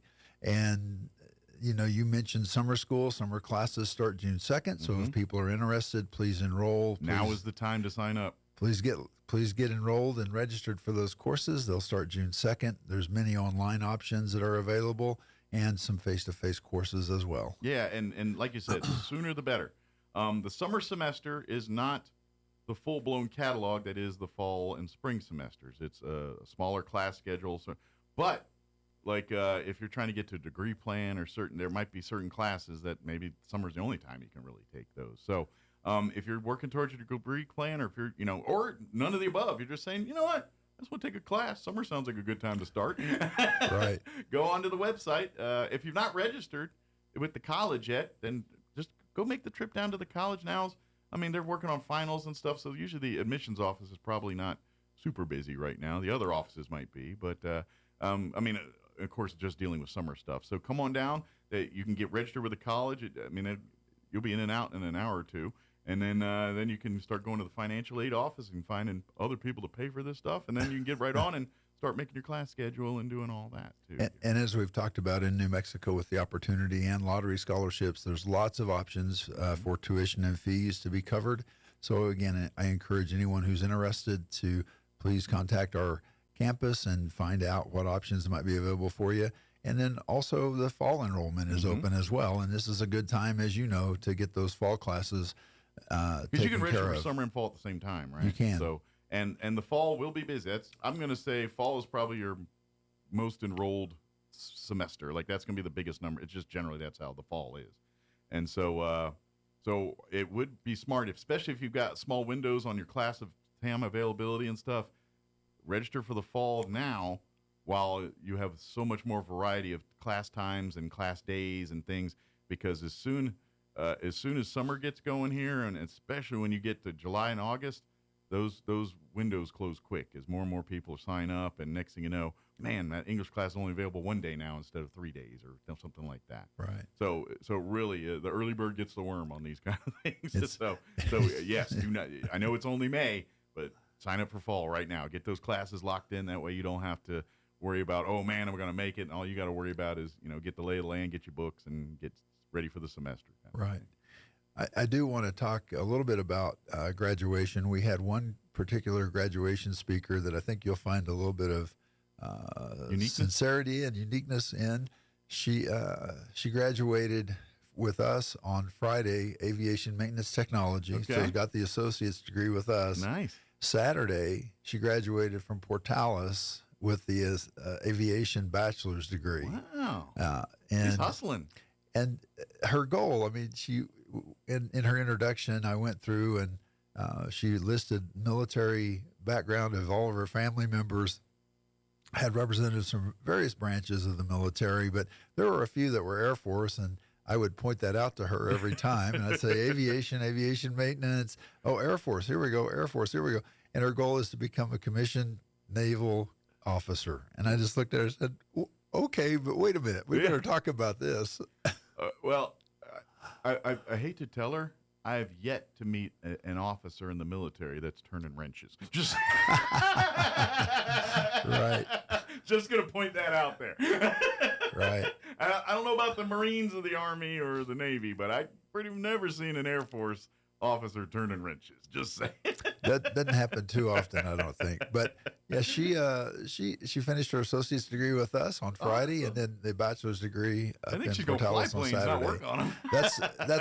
That's my hope for her. Yeah. Which, to be honest, though, and as a guy that was a maintainer in the Air Force, if you have a pilot that knows maintenance side, that's a huge, huge asset, because flying a plane's not like driving a car. There's a lot of things you got to know, and you got to, there's a lot of things pilots check for to make sure before they fly. There's checklists. There's all kinds of stuff going on here.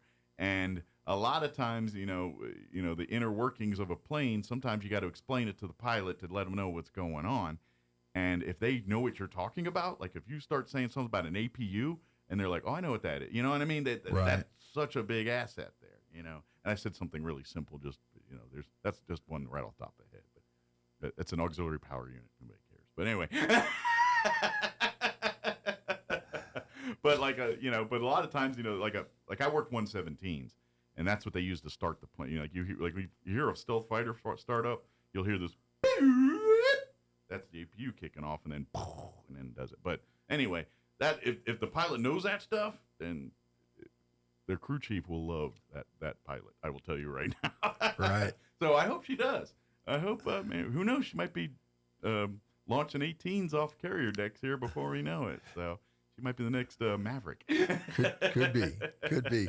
I'm just looking at the Air Force Corps, and she's thinking Navy. And I had just said, why do you want to do that? She said, well, no one in my family's been in the Navy yet. And I said, might be a reason for that. You don't know. I got nothing against the Navy. I do not want to spend 6 months or a year living on a boat. That has no desire for me. And at least on aircraft carrier, you got a little room. I feel bad for those people in subs. Oh, man. That's tough. Yeah, that's the big reason I never joined. Because the Navy wanted me too. And I'm like, No, I'm not living on a boat for 6 months, man. I like land. I like to leave sometimes and all that. And not Navy uniforms. For enlisted especially, they don't do them any favors. Oh, goodness. I think now they wear more like a BDU with the camouflage. But back in my day, they had those prison outfits with the blue jeans with the bell bottoms and that blue long sleeve. Yeah. Right. Anyway, I got way sidetracked here, but that's awesome for her and her family. I'm so I would imagine, because she does. I'm going to take a stab because all of her other family members are various, and they're all like, you should be a Marine, you should be Army, go Air Force, Air Force, her. And no one's giving her heat about Navy. So she's probably like, I'm just going to join the Navy. Could be. You might be onto something there. So, well, that's awesome. So congratulations to her and her family. I can't wait to, maybe they'll come back and we'll see them, maybe they're as LT or captain or something here. Captain's a little bit bigger in the Navy than it is in the Air Force, but that's cool. So good for you. So what else? I'm sorry. You mentioned the summer programs, and so we have Scrubs Camp coming up. We have Kids College and a Roblox Masters program that's going to be run through Media Arts, and there's information about all of those camps, and there's some scholarships available through our foundation, Absolutely. Which we appreciate. And now's the sign up, especially like Scrubs Camp's a very popular one, so that's going to fill up probably quicker than maybe some of the other. And that one's usually sooner than the other camps are more in the summer. Like Scrubs Camp's usually like in June here, the early part of the summer coming up. So definitely and that's cool if you have any interest in anything medical. That's really a camp that shows these kids pretty much everything from the EMTs working on them to the doctors in the OR and they kind of give them that or show them that experience. And obviously, because there's an excellent nursing program at ENMUR, they get to dive into some of the equipment they use and some of the training devices that they use to get, so they get to play with the fake patients and all that. The simulations. And those things are getting scarily realistic. Yeah. I feel like those things are going to evoke nightmares for people at some point. That thing moved. I saw it move.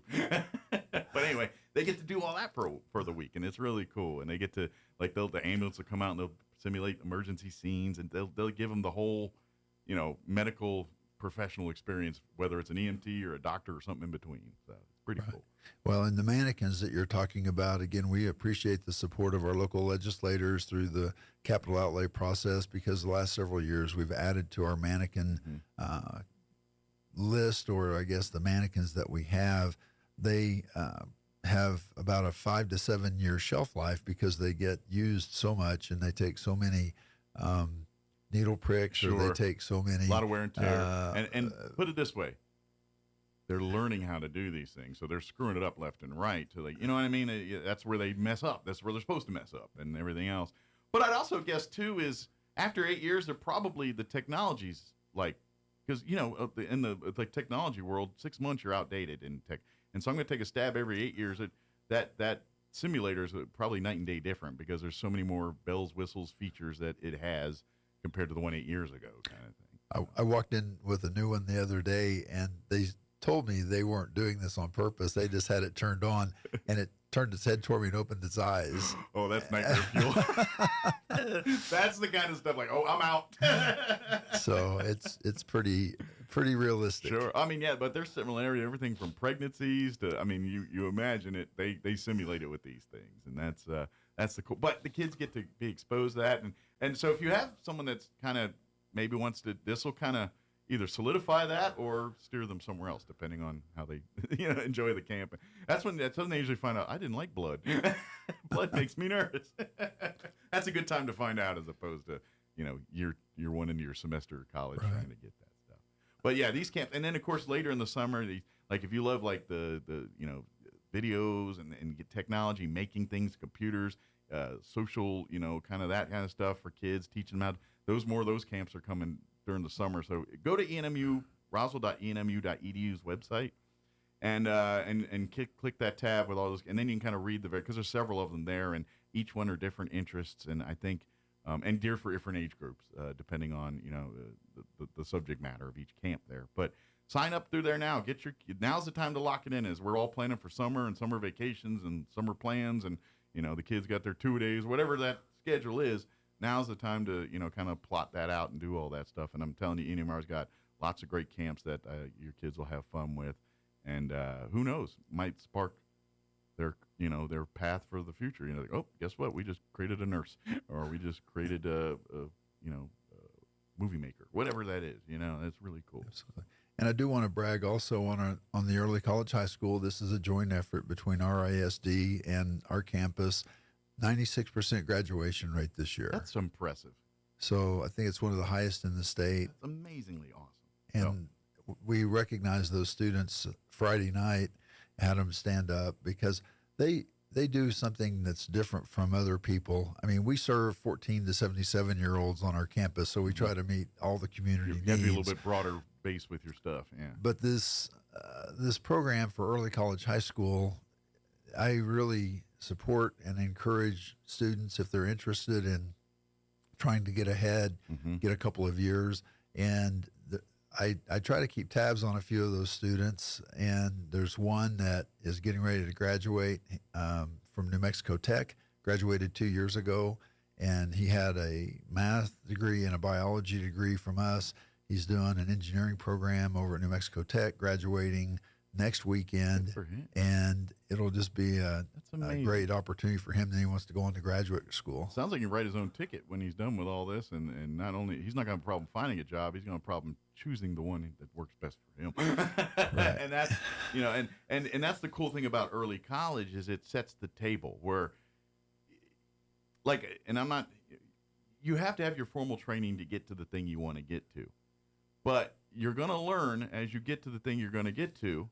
That, yes, everything you learn in college is useful, but there's so many levels that you don't get exposed to in college that they really can't expose to you until you hit the real world. Like lawyers, for instance, you always hear the thing is like, yeah, you got your bar pass the thing, now you're going to learn how to be a lawyer kind of thing.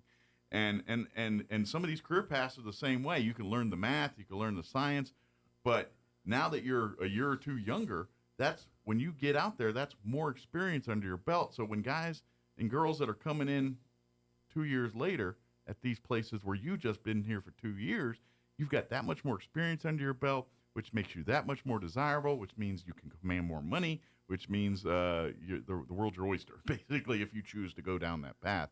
And really, if you have the ability and desire to do it, that early college can really get you a huge jump start. And where, 23, 24, you'll start seeing people, here's your first day at the office. You're like, I was 21 and been here for 2 years now. And that's kind of, and you end up probably supervising some of the people that didn't do it, for lack of better terms, a traditional path here. Sure. And so if you really have that desire and that drive, and that's what early college, it's hard. If you're not prepared, if you don't have the desire and aren't committed to it, it will be a challenge. It's going to be a challenge regardless. But I will tell you this, the reward is so great. And when you get through it, and again, it's another bullet statement. When you're going, say you're going for your master's or whatever your next path is, they'll be like, this guy got associates in high school, all that in one foul swoop. This student clearly is motivated. And that's, so it's going to even help get into college. If you're looking to, I want to go Ivy League, great. They can see this. That's a great bullet statement for something like that. Well, and one of this student's classmates, the valedictorian from ECHS a couple of years ago, went on to Cornell. And so there's a variety. And I've talked with you about other students who come out and they go into one of our technical education programs. The fellow that completed the aviation maintenance program and he got his license, and at age 19 he was supervising 8 people because he was the only one that was licensed in the facility. So I just think there's a lot of opportunities through that ECHS. And the fellow that is going to graduate Friday from New Mexico Tech is 20. And so he's 2 years ahead of everybody else, just like you said. Yeah, it's a big advantage in the job world and the job market and everything else. And so if and again, it's not for everyone. Some people don't work that way, and that's okay too. But if you do have, maybe your student feels a little under challenged in high school. Maybe they're if they're that person, it's almost too easy for them. You get those people. It's like, man, I had struggled with that. That guy just whipped that essay out like it was nobody's business.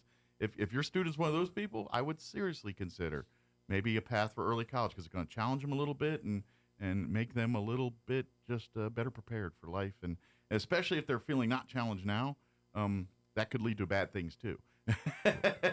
Sometimes Sure. people are too smart for their own good. They can exercise that sometimes. But it's highly look into it. Highly recommend. Like you're saying, it really is. If you're looking to kind of get a jump start to adulthood in your career and that path you want to go, early college is one of the best tools available for you to do that. Well, and again, the students have to be motivated, and the faculty and staff at RISD and also on our campus. I just want to say thank you to all of them for the hard work they do to make these students get an opportunity to be successful. And it goes into another program that we serve, and that's the Youth Challenge program. Mm-hmm. Their graduation's coming up in June, and they do 2 of those 22-week sessions each year. They turn out quality people each and every session. They just do, and I would say things like Job Corps and these other, they do so much for the community unseen and undone too, because that's a lot of some of their service, some of the work they do. They work in the community all the time. Sometimes you see them, sometimes you don't. So, and on top of just, getting them prepared for whatever next step is in their career path they're choosing. So, yeah, it's a great program. Yeah, and I was in a grocery store earlier this week, and the fellow said, "Oh, I know you. I shook your hand. I went across the stage. I was with Youth Challenge a year ago." And I said, "Well, what are you doing now?" And so he's going to hopefully set up an appointment to come in and look at some class options for us. Time to go for the next step here. Good. Right. See, how often do you get the president of the college hitting them out and got you to come visit? How many universities you get to do that? It was just a great conversation. I mean, How is that cool? He really he was from Roswell, and he enjoyed his time at Youth Challenge and benefited from it. Enjoy might be too strong a word. I don't know. Appreciated. Appreciated. Yeah. Glad it's over now. Yes. Yeah. Well, it's like military basic. Yeah, but you don't go through it and you're like, I didn't enjoy that. But you know what? I feel better prepared. I feel I'm a better human being going through this, and that's the part you take with you. It's like basic training sucked. But to this day, there's some of the funniest moments in life I've ever seen were things that happened in basic training. Yeah. So yeah, it's one of those. It's a badge of honor when you go through it. It's like it's a battle tested thing. You go through the fire and you come out unscathed on the other side, or it makes you a better human, and that's exactly what he experienced. Right. That's cool. And one thing that I mentioned last time, I just want to mention it again. We are going to be looking at a mill levy increase on the November ballot. Okay. This is to help us with our career technical education programming. Okay. We're looking at trying to increase that mill levy, and the cost, if you had a $200,000 house, it'd be $50 a year. Okay. If it's $300,000 house, it'd be $75 a year for the added fees. We'll get lots more information out to the community between now and October 7th, which is early voting. But it's just one of those things where we're trying to expand those career options and skilled labor opportunities for not only the students, but also for the community, because we have businesses in town that need those skill sets. Well, this is kind of that connection that the college, has with the community. The ENMUR, much of the curriculum, the classes, much of what you see in each of the classrooms, yes, it's general education stuff to get degrees, that many things, but a lot of it is geared centric toward businesses and entities here locally that are, that's why we have such a great mechanics program. We're like, look, we got companies in demand right now that are ready to scoop these mechanics right up out of graduation. So they invest in, and so that's just one example. Nursing's the same way. Welding, all of the different programs have that experience thing where there's companies that are saying, no, I need you to get more people trained because we are shorthanded here or whatever. So that's part of the big mission here with the college. And so as Roswell evolves and changes, certainly with the air races and things coming, we're about to see a whole new level of different types of things. And NMUR has to stay up to date with that stuff. So that's what these mill levies are for, because the soon as we stop investing in our colleges is the moment when we start going backwards in society. And this is the way I've, and I mean, people have a feeling about colleges and that, but when it comes to stuff like this, where we're trying to gear college, especially places like NMUR, to be a multi-facility for whatever your future plans are, NMUR has a way to help you get to that next level, where it's associates or towards a bachelor's, and down the road to master's, we're getting a certificate saying you're certified in this particular skill set, whatever that may be. NMUR has got to constantly be doing that, and without the facilities, with and NMUR has always been the best the best mix of old and new, where, yes, we've updated with some of the latest in buildings and things, but it's built on the campus of an old Air Force base. And there's still buildings that are circa 1940s and 30s that are things going on, and they can't keep up with modern times and things like that. So that's what these mill levies do really help with things like updating the automotive program, updating safety and security. This time, now we're going into some of the, the career education stuff, working that relationship between the city and the college here. And so I see these increases. I always look at them, and certain years it won't affect you, some will, depending on, what they got to do and all that, and issue versus just renew kind of thing. But like you said, for $50 or extra $70 a year, whatever that is, I look at it as, if you like nice things in your community, if you like to go to places and making sure the water's running and your streets are good, and these things are going for you got to invest in the training programs that make these things happen. And so that's why I always tell people, vote yes on these mill levies, because that's an investment in ourselves every single time. Even though it doesn't look direct like that, but because those mill levies, every single college in the state of New Mexico gets an advantage. And MMI they'll have their projects lined up just like UNMER has their projects lined up. And these colleges will die on the vine if we don't keep supporting them in these ways and fashion. So yes, I get it. You spend money and you're like, I'm not in on it. But even if you don't have a kid in college, or you haven't seen a kid through college since Clinton was president, then you're still investing in your own future as well. Because if you like your community to be nice and your community to have the things that you desire it to be, you have to support the education that brings those kinds of things to the community. So. Well, and I just think as we follow up with the floods, there's still homes, there's still commercial properties that have to be repaired and remodeled and renovated based on what happened back in October. And we just need more skilled laborers, whether those are plumbers or electricians or HVAC technicians. And ENMUR's got all kinds of training to get those people ready to turn them out on the streets. And that's the thing we're thinking about. Yes, it's not all lawyers and doctors and all that stuff. It's air conditioning, heating, electricity, truck driving, all these things that if they disappear, I'm sorry, DoorDash ain't gonna help you. We need these people doing these things, and we got to make sure that they're the best trained and the best qualified to do these things. And this is how we do that, by supporting things like the mill levy here.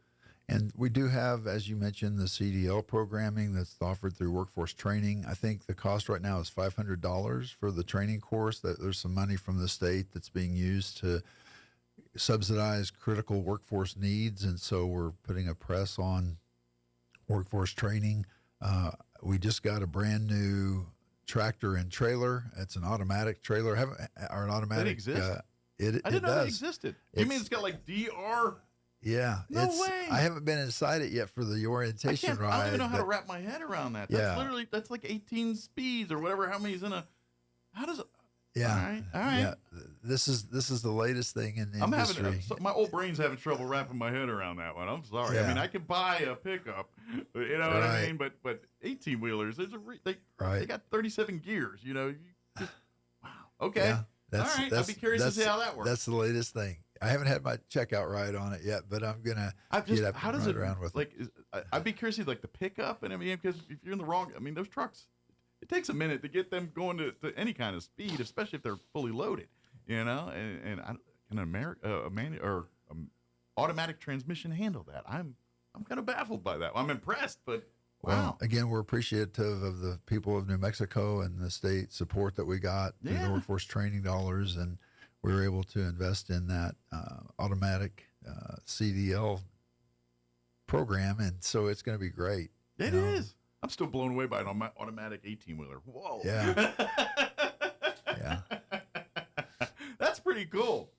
Man, Yeah. I think I ought to put that in the parade or something one of these times. Maybe the fair parade. Let's drive it through the parade. Well, we may be able to do something like that.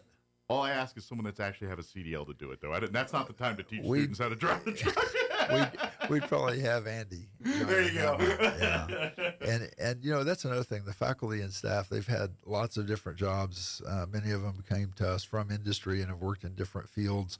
Our CDL instructor, Andy's one of those million-mile drivers and decided he wanted to come over and do the teaching side. And so we're very thankful for him and other faculty members like him. I bet his back thanks him. Yeah. All I know is if you're spending a lot of time in the seat, your back's going to hurt at some point. Yeah. Well, that's great. And plus, CDLs, depending on the path you choose, you could be on the road all the time or you can be home every night. And I'm guessing he probably spent a lot of time, like you said, on the road. And he's like, nah, I'm going to come home to my own bed at night now and do my own, And that's the beauty of, truck driving and things like that. You do it till you want to. And then when you're ready to settle down, there's other opportunities there. And he chose the training path, which is cool. But I'm still blown away by the automatic thing. That's just amazing. And I've driven the simulator once. And that's not easy. I mean, I got it going, but all of a sudden in the simulator, I'm like, wait a minute, I'm doing 50. What happened? I don't know what I did. And so I have tried it. It's fun, but and to be honest, the hard part was, all right, get this gear. Now I got to shift again. I just went 3 feet, but I got to shift some more. And all that's gone now. I don't know what to do with my hands for half the time. I'm feeling like truck drivers. Like, what do I do now? I just put my foot on the gas. That's all I got to do. Man, I have more time for CBing or something. I think there's a brake pedal too. Yeah. But just there's only 2 pedals, not 3. What's going on here? Yeah. So that's amazing. So, but cool. So, but then again, and again, sign up. And I'm going to take a stab. Maybe there's someone listening that are intimidated by the stick shift stuff. And I mean, you probably still have to learn it to get your CDL here, but there is hope if you're scared of the stick shift. It sounds like. Right.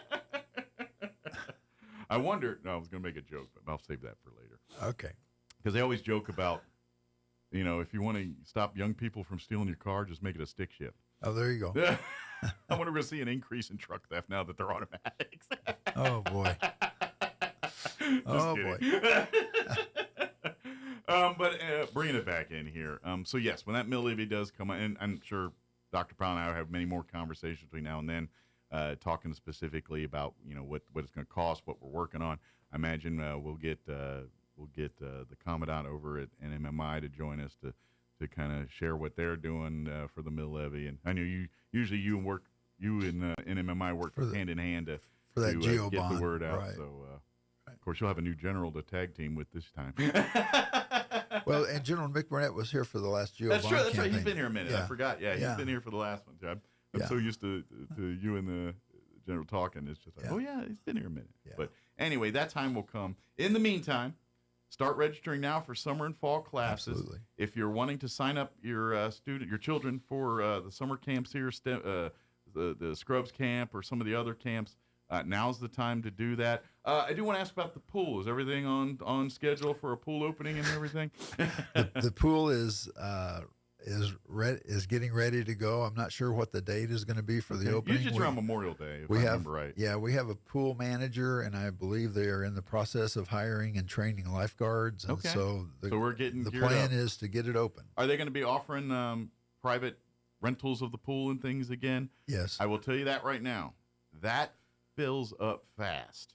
If you're looking to have an event this summer at the ENMUR pool, you need to be talking to them now, because the later you wait, the availability of pool rental for private events and parties becomes very narrow. So, and a lot of people want to be out there for their quinceañeras and birthday parties and 4th of Julys and things like that.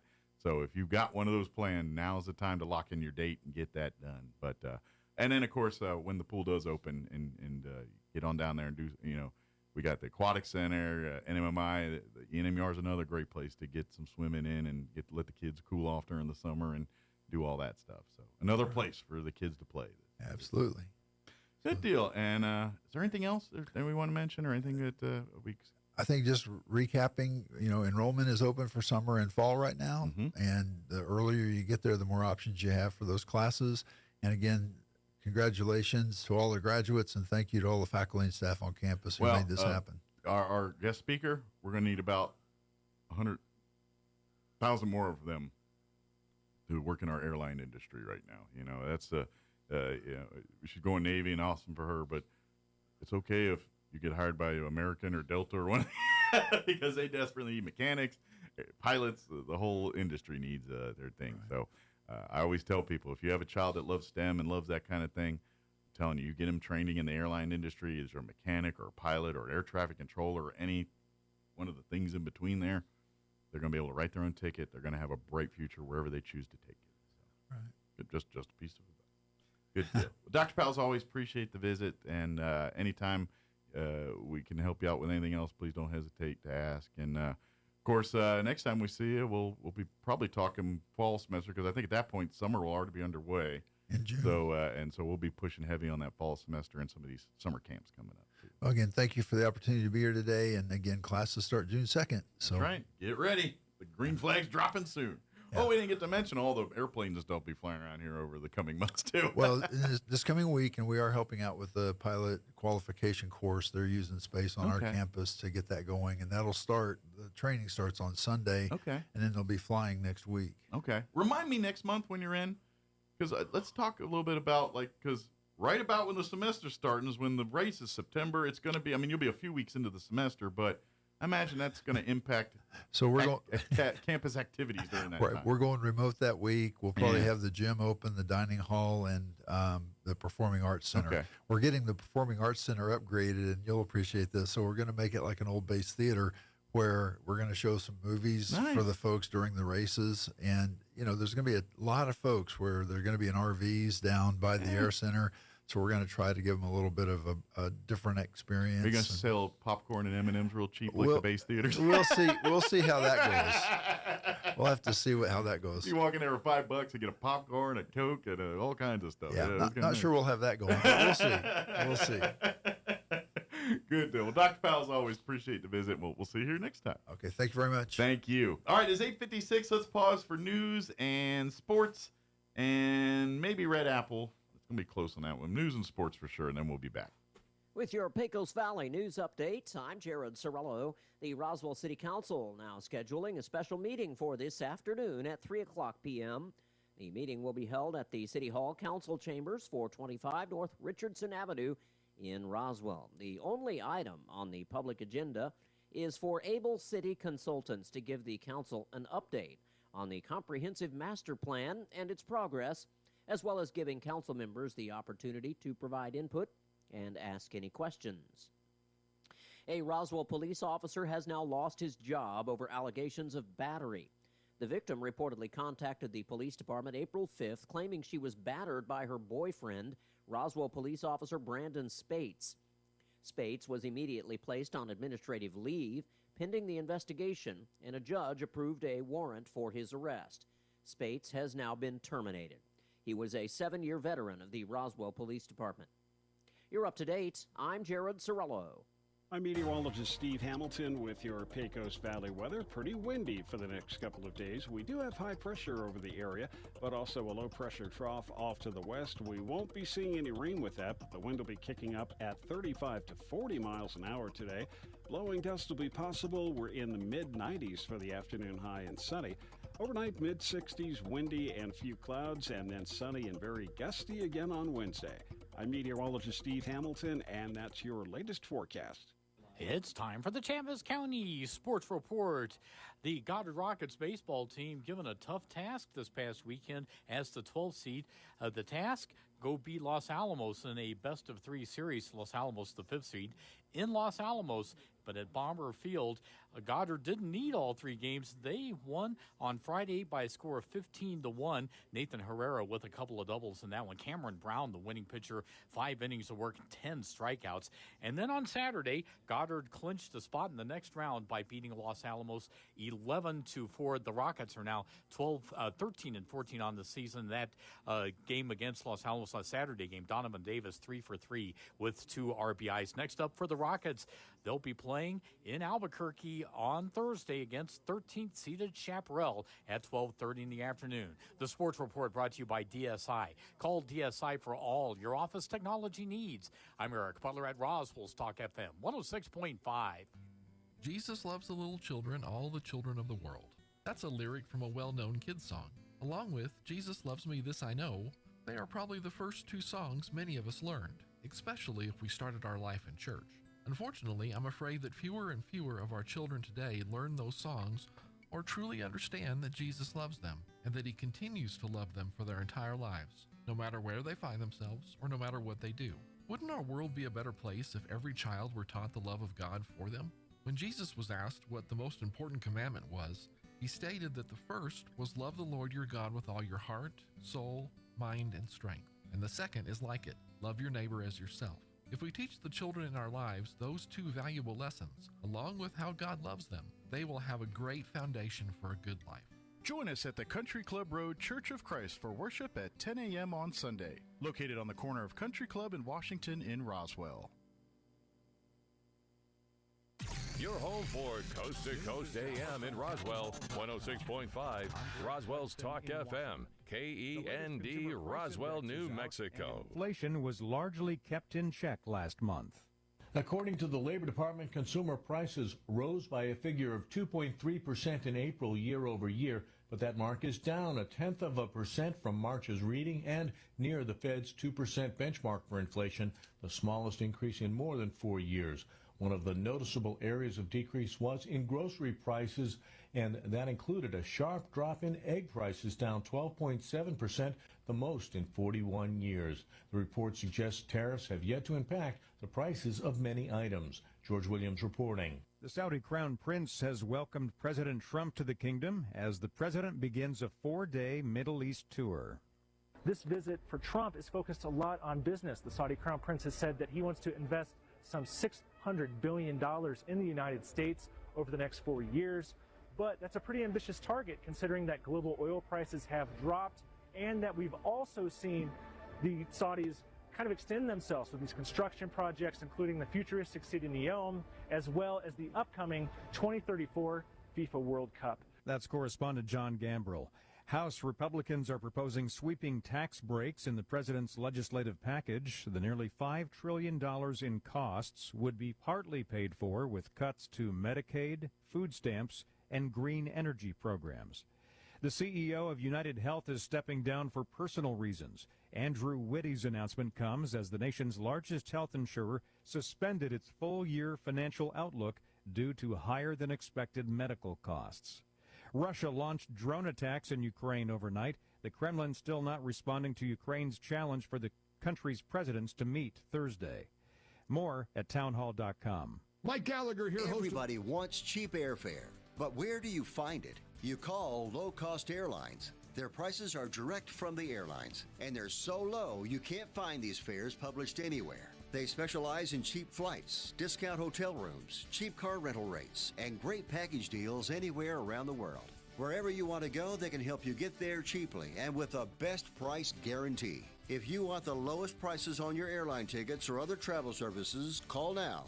That's right, call. That's the only way to get these rates. Experts are standing by 24/7 to get you the cheapest airfare and hotel rates available. So don't wait. Call right now for the lowest travel prices anywhere and for great last-minute travel deals, too. Call 866-755-5300. That's 866-755-5300. Again, that's 866-755-5300. Call us right now. Agency says Russia is responsible for downing a Malaysian airliner over Ukraine back in 2014. The Council of the International Civil Aviation Organization has found Russia responsible for shooting down Malaysian Airlines Flight 17 over Ukraine with the loss of 298 lives more than a decade ago. The ruling raises the prospect of victims' families being paid compensation.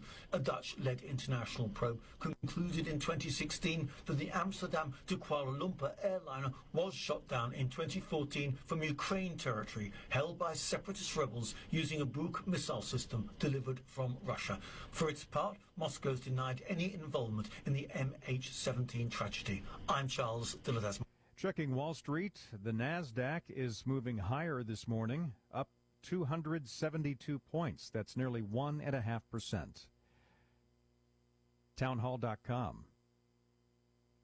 An early season heat wave will be felt in parts of the nation this week. Record or near record high temperatures are expected across the plains, the southwest, and much of central and southern Texas. According to the National Weather Service, temperatures will reach the 90s in North Dakota, South Dakota, and Minnesota. As the week progresses, heat is likely to expand throughout the southeast and into Florida. Portions of south central Texas could reach a temperature of 105 degrees on Wednesday.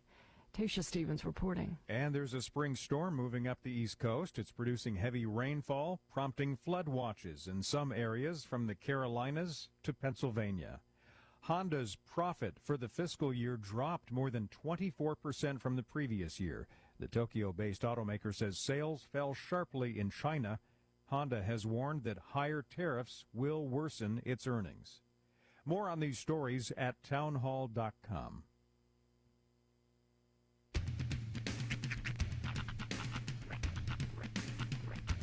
What in the wide, wide world of sports is going on here?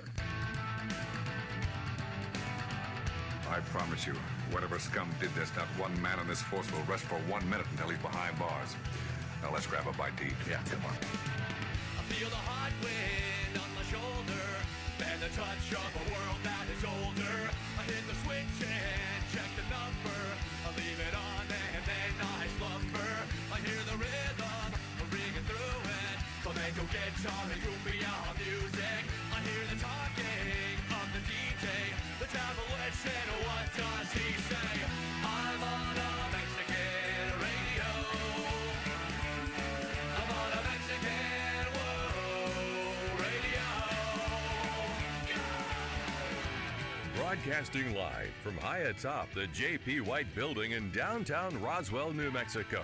It's Mornings with Mike Winters on 106.5 Roswell's Talk FM.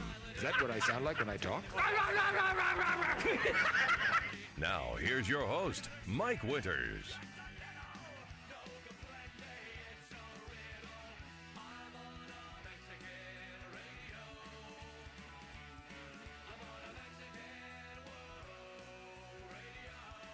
And good morning. It is 6 minutes after 9 o'clock. Welcome to hour number 3. Trace Inviernos of Mornings with Mike Winters right here on 106.5 Roswell's Talk FM. Happy Tuesday, everybody. Ah, yes. Welcome to it. Yeah, got a busy week ahead. Weather going to be hot and windy for today, tomorrow. And we got baseball and softball playoffs start Thursday, Friday, and possibly Saturday as well. Looks like the weather's maybe going to cooperate with us this time. I think so. And tomorrow I'll take a gander at the Rio Rancho Albuquerque weather, see what it's going to look like for Thursday, Friday, Saturday up there. Mm-hmm. Imagine it'll be a little cooler up there than here. It is weird about the winds. Going back to Rio Rancho now, because I lived in Rio Rancho from like 95 to like a whole lot of nothing out there to like 98, give or take. And yeah, it was just like there was a building every like 3 miles. Yeah. And you go back now and it's developed. Yeah. Because I remember like back then, like the city hall and all that stuff was like way away from where the rest of town was because it's a planned community. And now all that creamy middle's been filled in between now and then. So the neighborhood that I lived in, if you go onto the way on the west side, like as if you're heading down 528 towards like the Santa Ana Star. So you go down that big hill at 528. You know, there's like the Wendy's up at the top. And that wasn't even there at the time. That's all apartments in that arroyo that used to just be dirt. I remember we lived in this house and I had our backyard, and then over the concrete wall was just this expanse of just hills and dirt. And that's where me and my friends lived for most of those years. Every child needs a patch of woods or a patch of place to play like that. Dangerous tunnels. They build character. Yeah, I loved all my time as a kid doing those explorers and going through because like I've said a bunch of times, they were kind of building the neighborhood when we moved in. We moved in 1880. We were like the third house in the neighborhood, and by the time I'm a teenager, there was a whole neighborhood there, and there's still parts. So growing up the whole time, there was always a construction place where we could go play in the woods or whatever. Some place that was slightly underdeveloped. And by the way, our neighborhood was built where there's streets and then there's patches of woods in between. So it's not quite as what you see like if you ever watched I can't remember the movie or the TV show. It was on Showtime where Weeds. Oh, okay. Yeah. You know, the beginning of Weeds, a tiny house, and all the neighborhood. That was basically our neighborhood didn't look like that. Right. We had like woods and we had like stretches in between, so there was a lot of places for kids to go run off in the woods and play for a little bit. Get lost. You a need little bit. that. Like I have one of those core memories. Me and my friend Seth, we used to climb that massive hill at 528, and there was a Allsup's and an Albertsons and a Target. I remember those three stores were there. We'd go to the Albertsons, and I would get one of those giant, those movie theater size boxes of Gobstoppers. One of those, and a 2-liter of Surge. Nice. And that's how we spent. That's how I spent my allowance. Well, and I within biking distance of our neighborhood, there was where you got to the street and where businesses and stuff were. The ones that were near with biking distance, and this is why I have long staple relationships with these establishments. 7-Eleven, which I've talked about burritos and sodas and naming prices, my brother and all that. That was at Dunkin' Donuts. There was a Dunkin', and it was so funny that there was train tracks near our house. Literally on like an early Sunday morning, that train would stop and the driver would get out and walk to the Dunkin' Donuts and get a couple dozen donuts and take it back to the train and move on. That's awesome. I all the times I see that train stop nearby there. But right next to that, then there was a KFC. Okay. And that's when they had Chicken Littles. You remember those bad boys? I would buy. They were like 3 for $1 or something. Right. And we'd get like 30 of them. God, the glory days of fast food. There was a Taco Bell there. Okay. A little later, the Taco Bell, and that's where I had the actual the OG enchilada and the like, not the thing you see now, but that one that was back with then the 3 olives on top. Yep. You will never have authentic Taco Bell until they bring back olives, black olives on stuff. And then, of course, a little farther down, we had the Army-Navy store, which I procured my smoke bombs, Chinese stars, and various other things. And then right next to that was an old school, it's not there anymore, an old school, literally soda shop, malt shop, diner place called Babaloo's. Oh, wow. Babaloo's. And Babaloo's, everything in that building, in that room, was circa 1940. And this was in the 80s and 90s. Everything was old. He also collected coins and things like that. So he had just displays and displays of coins and things. And they had like 1 or 2 old school arcade, like a Donkey Kong machine and a pinball machine. And so literally we go there and I get either my soft serve ice cream, which they had. I get my big giant or floats. They name a float, they made it. Root beer, cherry, strawberry, blueberry, Coke. Well, you can pretty much put ice cream in anything. They did all Pickle kinds juice. of floats. And then they did like burgers and fries and stuff. And then when I had money, like I procured some birthday money or I con mom out of some Flipped cash, enough cushions. whatever you had to do, I get a burger. Ooh. Yeah, and that was a big deal. But I'd say right around the time I graduated high school, that closed down, and they put it was a Asian-owned sub shop called Danny's, and it was all Asian folks, and they literally sold cheesesteaks and stuff. And I was like, "Don't you have like fried rice? Nope, cheesesteaks." It was a different time, folks. You could get away with different. It was not. It was like everything's Asian, but they serve no Asian food. Right. You get cheating. I'm not doing it. I'm not doing it. And then the other thing they put nearby, which was a block over, which was a big deal and I've talked about on this show, Jerry's Subs and Pizza. Oh, yeah. They were a chain establishment all over I think there's 1 or 2 left in DC, but not many. And they always advertised heavily on TV and radio, and they had their ooh, Jerry's, and they had a whole thing. And then their big radio campaigns was they do fake celebrity endorsements, and it would be like, "Hi, I'm Ronald Reagan, and I go to Jersey or go to Jerry's every time." And they were known for like 37 cheesesteaks and chicken cheesesteaks. Ooh. Like you could get a cheesesteak, but then there's like this version, kind of like now, but way more of them. Like a Jersey Mike's. Yeah, Jersey Mike, but way more of them. And then they had pizzas. That was their other thing. But they were also one of the first ones that had weird pizzas. Oh, I never heard of a goat cheese pizza until I saw Jerry's have a goat cheese pizza. Nice. And it was a whole, but it was one of those mixed blessings where you talk to most people like, Jerry's is ghetto, man. When are you going to Jerry's? Jerry's is delightful. Yeah. I love Jerry's. I was like, I can get a cheesesteak with bacon at Jerry's. When you're balling on a budget, places like that are clutch. Yeah. So those were staples in my early youth to teenage years of places I would frequent. If I could get on the bike and get on the Huffy and take it there, that's where I'd be doing. It's funny, all these memories of places that closed down. Yeah. There was a place that we used to go in Rio Rancho, and I think it was a chain. And it was like kind of like Sweet Tomatoes is now, or whatever that place is called. How, it was a soup and salad bar, but sometimes they would have like entrees, like they would have like, sometimes like a burger or like something else. But it was called Tegmeyer's Salad and Such. Nice. And I loved that name. I always loved that name. That's a cool name. Yeah, Tegmeyer's Salad I would and frequent, Such. like if I was just on a road trip and I saw that title, let's pop in there for a visit. I want to see what and such is. And that was like, and the and such was every now and again you get an entree. And that was like my dad's idea of, and this is maybe why I think taking your family to IHOP is fancy eating, okay? But that was my family's like, all right, we're getting dressed up. We're putting our Sunday best on because we're going to Tegmeyer's. Right. Mine was Chesapeake Bay Seafood House. Nice. Oh, and Western Sizzlin'. Oh, I love me some Western Sizzlin'. Heck yeah. Dude, Western people are like, you mean Sizzler, right? I'm like, no. Western Sizzlin'. It was no Sizzler. We did not have Sizzler. We did not have Ponderosa.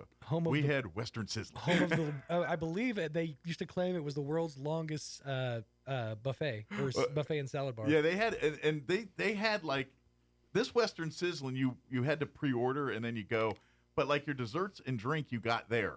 Okay. And like they had a dessert stand at the checkout, and every time they had this 3-layer chocolate cream cake thing. It had whipped cream, like chocolate cake, whipped cream, and then chocolate cake, and then they'd put a cherry and drizzle it and all that. And this boy, Mom, can I get that? Mom, can I? And 85% of the time, I procure that thing. Really? 85%. That's actually some pretty good numbers. I would have thought. Well, I knew how to work my mom. I knew the angles. And then you can get one of these. Because I knew her weakness. See, like if I wanted anything from the ice cream man, all I said, Mom, you want me to get you a Chipwich? Okay. And she give me $10 or $5 or whatever it is. Probably 5. Right. That would be 10, but 5. And I get her Chipwich, and I'm like, okay, now what do I need for the rest of this 5? that Chipwich was $1.15, all right, or whatever it was. And I got a multi thing here. I can get some hot fries and some cherry clans. I'll tell you, being ghetto, it makes you really good at struggle math.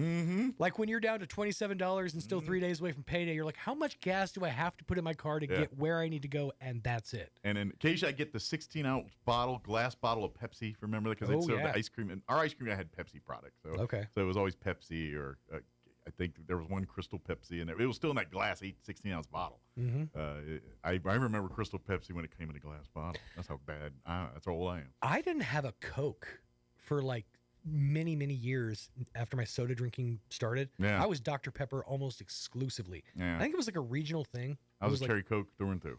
Like when you're Southern Oak, like the Texoma area, close to Denton and all that, you're in Dr. Pepper country. Yeah. No, I was if I'm going to 7-Eleven or doing my runs, Cherry Coke. That was always my go-to every single time. I was ecstatic. The first time I tried, I was like, this is amazing.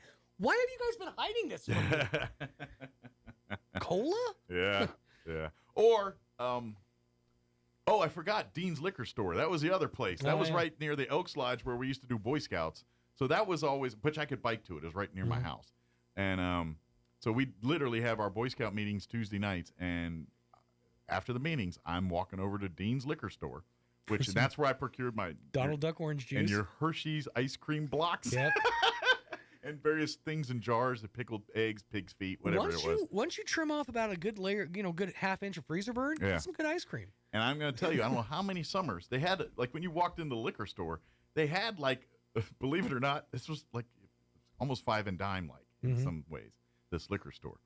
It had like a little section that was about a 3 foot wide by, I don't know, 6-8 feet tall. And it was their toy section.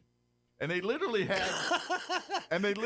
like, if you think about the weird, like, if you wanted an old school squirt gun, they had at least 10 different designs of old school squirt guns, all for about 50, all leaked, all did the same thing. Oh, of course. But there were some bigger ones, littler ones, and so I procured many a squirt gun there. But like the water rocket, the one you fill with water and Dean's Liquor Store had it. That's where I got it from.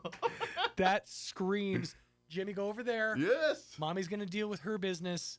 We'll be with you in a Problem minute. was I didn't have an alcoholic parent go with me because we were Boy Scouts, and so I'd literally walk in there myself, and while they're all buying their pints of or Notting Head or whatever they're after, I'm here like, Oh, okay. Oh, they got a whatchamacallit. I didn't know that's too new for this place. The commercials are still on TV. How is that even possible? You've never experienced freezer burn ice cream until you had a nice Hershey's block from the Dean's ice cream freezer. I will counter present Allsup's that used to come in the cardboard ice cream, because they used to sell the half gallons. Yes. They actually might still sell them in the cardboard. Mm-hmm. In the block. Yeah. And you literally have to shave off the top layer of it to get anything resembling ice cream. Literally, exactly. But I was such a big deal because I'm like, oh, I got a whole pint to myself, and it's this block, and my mom is an ice cream, like, I'm an ice cream junkie.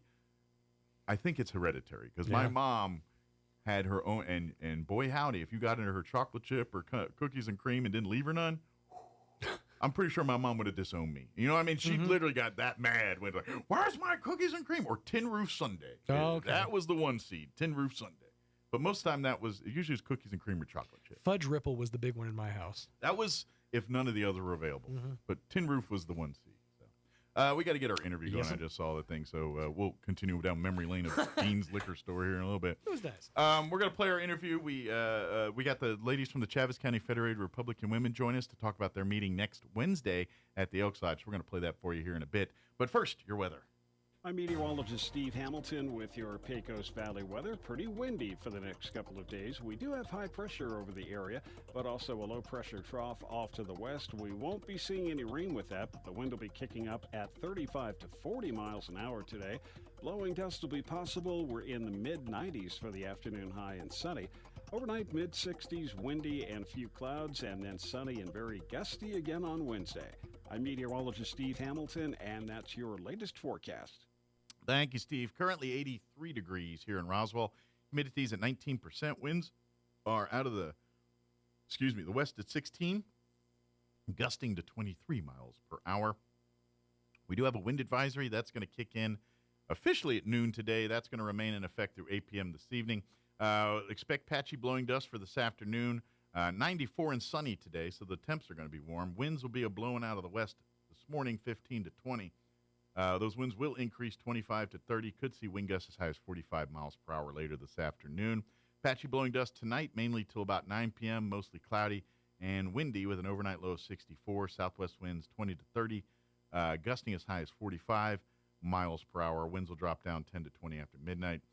Patchy blowing dust for your Wednesday as well, partly cloudy and 90. Winds will be blowing once again out of the southwest 20 to 25 early, increasing 30 to 35, gusting as high as 45 miles per hour by Wednesday afternoon. Winds continue into Wednesday night, mostly cloudy, overnight low of 57, southwest winds 20 to 30, gusting as high as 45 miles per hour. They'll drop down 10 to 20 after midnight. Thursday, sunny and 87, calmer winds, northwest 5 to 10 early, 15 to 20 out of the southwest later. Mostly sunny and 90 on Saturday. On Friday, mostly cloudy and 90 on Saturday. And then mostly sunny and breezy, high of 90 on Sunday. All right, 9:22, we're going to take a quick break. Then we're going to play our interview we had with the ladies from the Chaves County Federated Republican Women. Don't go away. You're listening to Mornings with Mike Winters.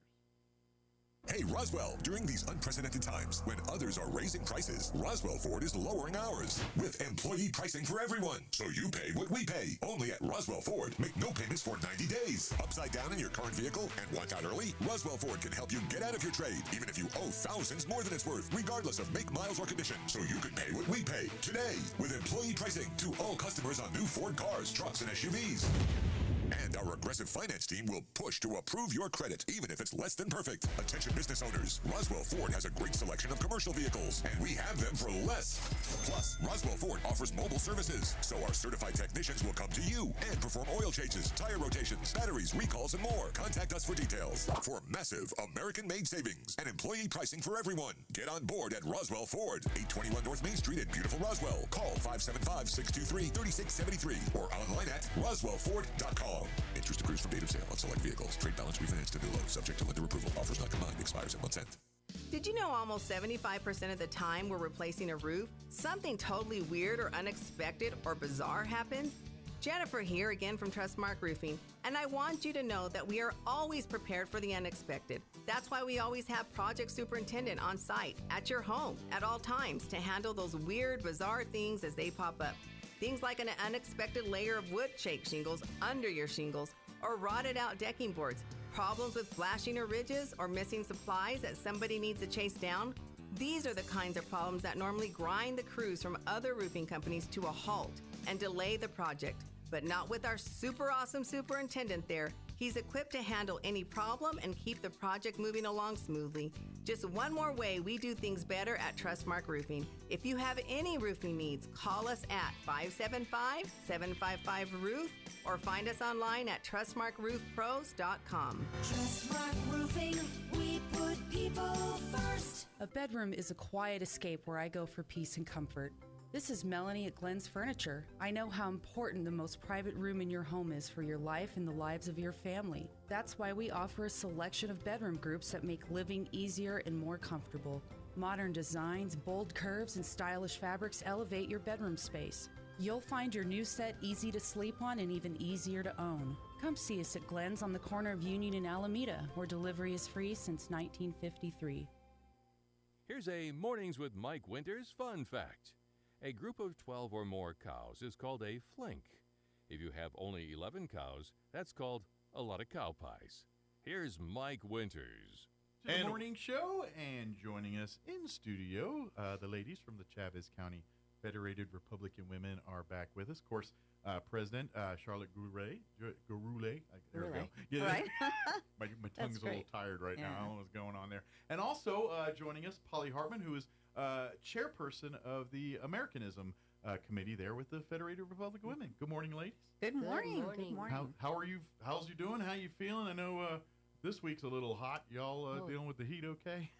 It hasn't started quite yet, but it's a beautiful morning. The 70s last week were nice, but 90s. That was our spring. Yeah, 90s the first couple of days this week, right? Yeah, it's going to be 90s all week here, so nice. it's very good.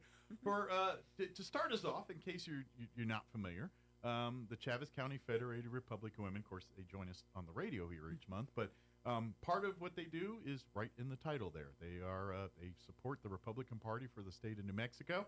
Right. The Chavez County branch, particularly working with Chavez County candidates and things locally down here, but they do all the state. But that's kind of one half of it. If you're wanting to, conservative values, Republican values, you want to support that. That's this organization. However, the other half is service organization. It's working with students, working with the community, working with other nonprofit organizations to help them on their mission statements.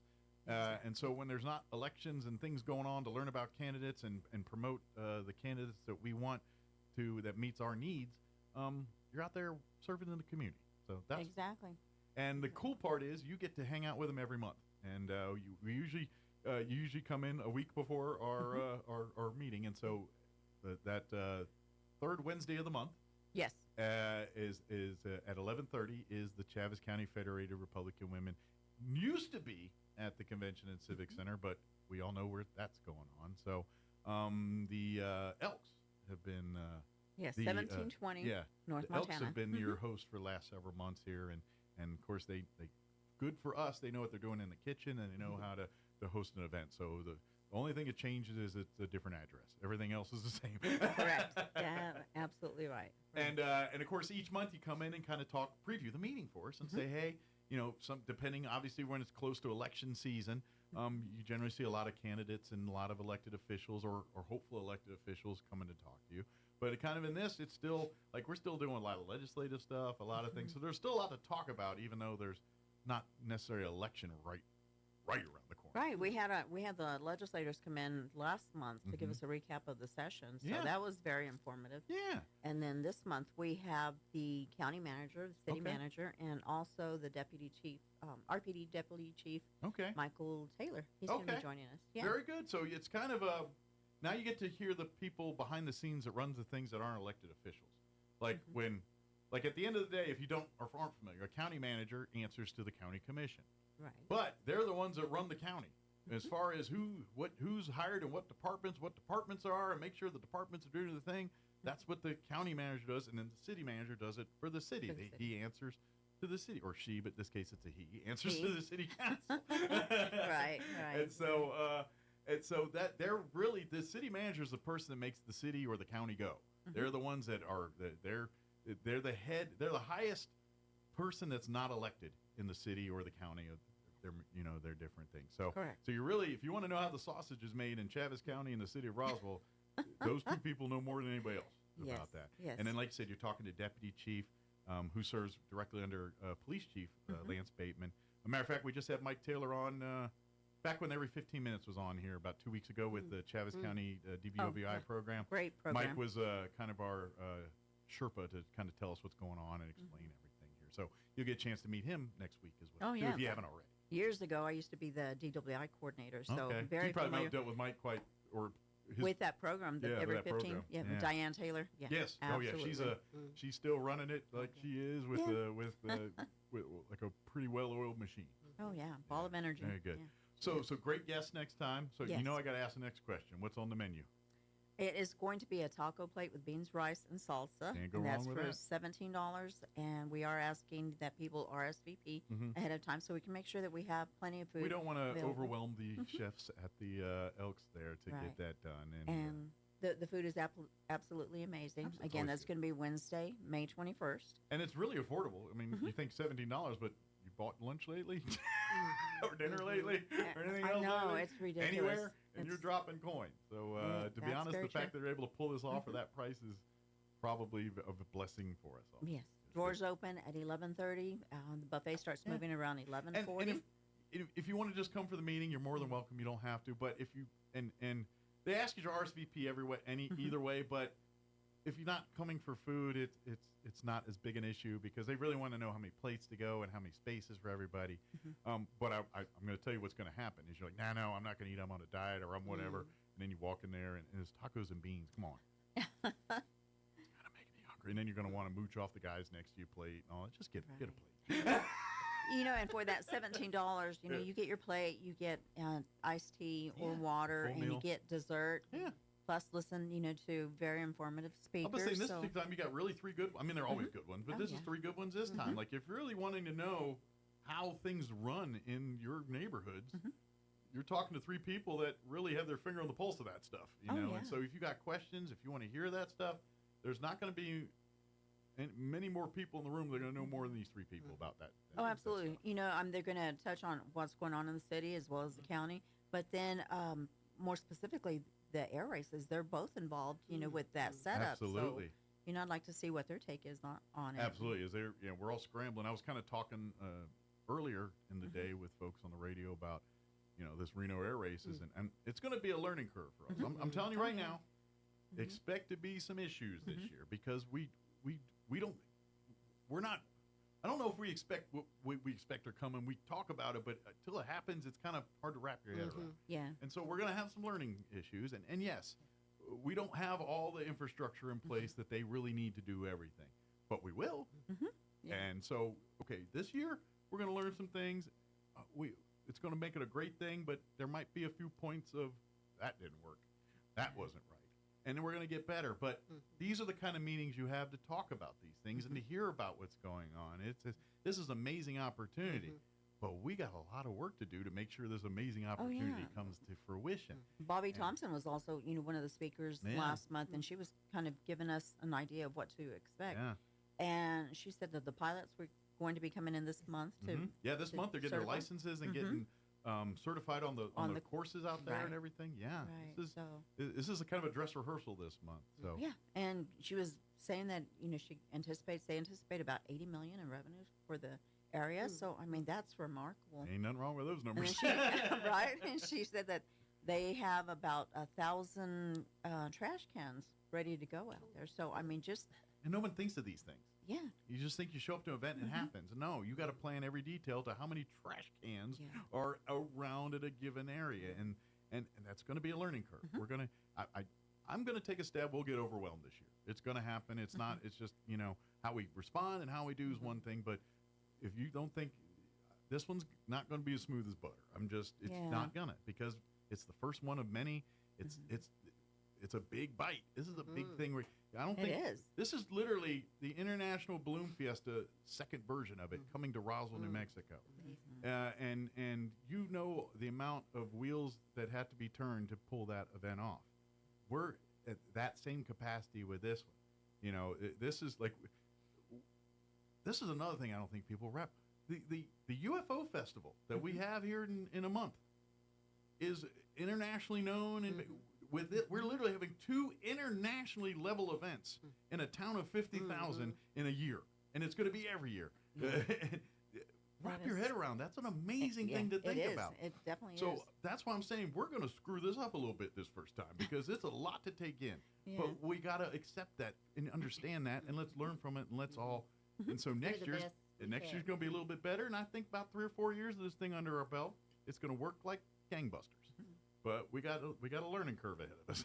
Right. And that's well, where you we're know, I'm hoping that the city manager, Chad Cole, and also county manager, Bill Williams, will be able to give us an the update scope on of where we're at on that, because I know a lot of Exactly. people are like, how are we going to pull this off? I don't know. Guess what? They're going to tell you,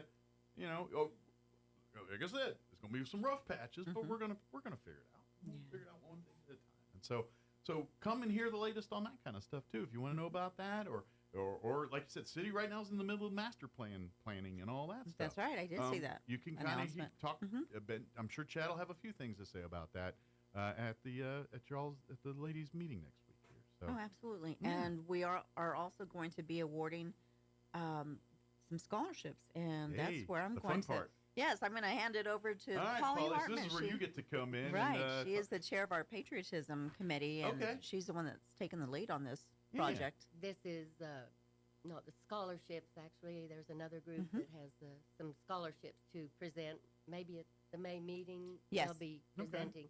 But this is an 8th grade level patriotism essay contest. Nice. And it was begun in, I think, 2012. I was about to say, this has been going on for a bit. Yeah, yes. this is not the first year you This is done. this is the 3rd year we've done it with the Gateway 8th graders. Okay.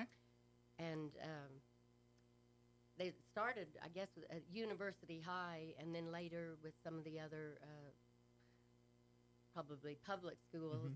This year we'd hoped to include some homeschoolers in this essay contest, but that just didn't come together this year.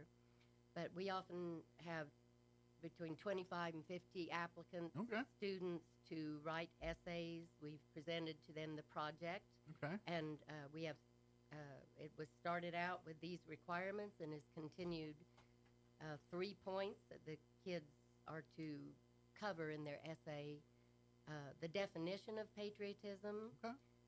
The next one is, who is the most patriotic person you know or you know of, or someone who is, from history that you want to talk about. Someone you know or someone you know of? That person. Exactly. Exactly. And then the third question is, how can you be more patriotic or be patriotic? Some ideas or things you're already doing. So we like them to cover those particular and I like points. it. I like it because, to be honest, you can't answer 2 and 3 without answering question 1 first. Like if you don't define what patriotism means to you, it's kind of hard to see it, spot it, and do it yourself. Yes. So I love that it kind of forces these 8th grade students to kind of think about this thing a little bit. And to be honest, patriotism means a lot to people, and it means different things to people. And some people, it's all about flag waving and red, white, and blue. Others, it's a little deeper than that. And both are right in their own ways. Right. And these essays show those different ideas. And so we've had several people be the judges of the essays and have come up with 3 winners. And that's great. Those haven't been announced to the kids yet. So well, you got to come and eat some tacos with us here and find out. Next Wednesday, you'll find out. I think, this week we will be presenting them to the kids at Gateway in person. And that's another thing. I know if we ever want to do that, and some of these scholarship kids want to join us on one of these meetings, love to have them come in. That would be. It's always fun that would be awesome. to let them kind of share their thoughts with us and present that stuff. We do give them an award, and was told I could tell what the awards are. First place is $200. Second place and third place each get $100. Nice. And so their eyes lit up when Absolutely. I was telling them about that. So. Well, I know they're already thinking what they can buy with that $200 Yeah. or $100. It's already in spent. their head. Already They're like, spent. okay, I need a new thing for my phone or whatever it is they're thinking about. That's what they're Electronics. thinking about. Yeah, something electronics. Yeah. So, who knows? But But, that about covers this project. So for this year, it's all said and done. But like you said, this has been going on for yearly. Be on the lookout, get more involved, and find out when the process starts next year. Maybe your 8th grader can get in on this one. Like you said, we're hoping to bring more homeschoolers, more bigger scope to more students having access to this opportunity. So in addition to the 3 speakers that we have on there, we are going to be identifying the essay winners. There's also a scholarship award that's going to be announced, and New Mexico Federated Republican Women are going to come in. Okay. And they have a scholarship program as well. Oh, and great. I think the recipient this year So is the big from, boss is coming down. Right. Teresa Barncastle, and the recipient is from Chaves County as well. So all 3 of those will be It's all announced. coming up aces here in Chaves County right now. Yeah. That's amazing. We got That's some wonderful. great students working hard, and we get to brag on them a little bit next week here, which is really cool. And I love that idea of bringing them in. Maybe we can do that I'd love next, to do a spotlight. next month. Yeah, I love because I like to have the young people. Yeah, I like to give them a little Good. shine too on the radio. Oh, yeah. It's kind of a big deal. People be on the radio. I'm a little jaded to it, but I know other people are. That's a wonderful idea. I'll definitely put that on my list. And to be honest, I love when people hear and see. Like, I get it. You live this world and you get online, and if you ain't mad about something, you ain't living. That's the world we live in. And it's easy to get into dark places when these things happen. You know what the best reminders of that? Seeing and showing young people doing great things. And anytime I can give one of these kids a platform and to spotlight them, but for our own mental health, when those, because we all have those moments like, man, we're doomed. And then some bright kid says something like, okay, we're not doomed. We just got to tap into the right people. Well, you know, it would be great to hear it from their perspective. Love you know, it. the younger generation and see what that means. The to older them. we get, the more set in our ways and thoughts and the way we do things. And sometimes we need to be reminded by young people that maybe we shouldn't lock the door yet. Maybe we should open that up and allow other thoughts and opinions to, we can evolve and grow and change even on your deathbed if you choose to. You know what I mean? And sometimes we as humans forget that. And the older we get, the more entitled we get, the more, I've been doing this a long time, therefore it must be so. You know, and sometimes we got to shake our own selves out of those types of mindsets. And keep that open mind. And sometimes a 16-year-old kid with some bright ideas is just the medicine you need to do that. Sometimes, Oh, yeah. You know? Hey, I have plenty of grandkids that tell me that. Yeah. Grams, that's old school. You need to listen. Absolutely. Yeah. But we would love to come to the next meeting. Again, it's always that third Wednesday of the month, 11:30, and for the foreseeable future, it'll be at the Elks Lodge there. It's always offering a delicious meal each month, so pre-register to get that done. And come and join us. Come hear the great stuff. Come it's put it this way: if you're wanting to hear what's going on in our community, this is a monthly opportunity to kind of be plugged in.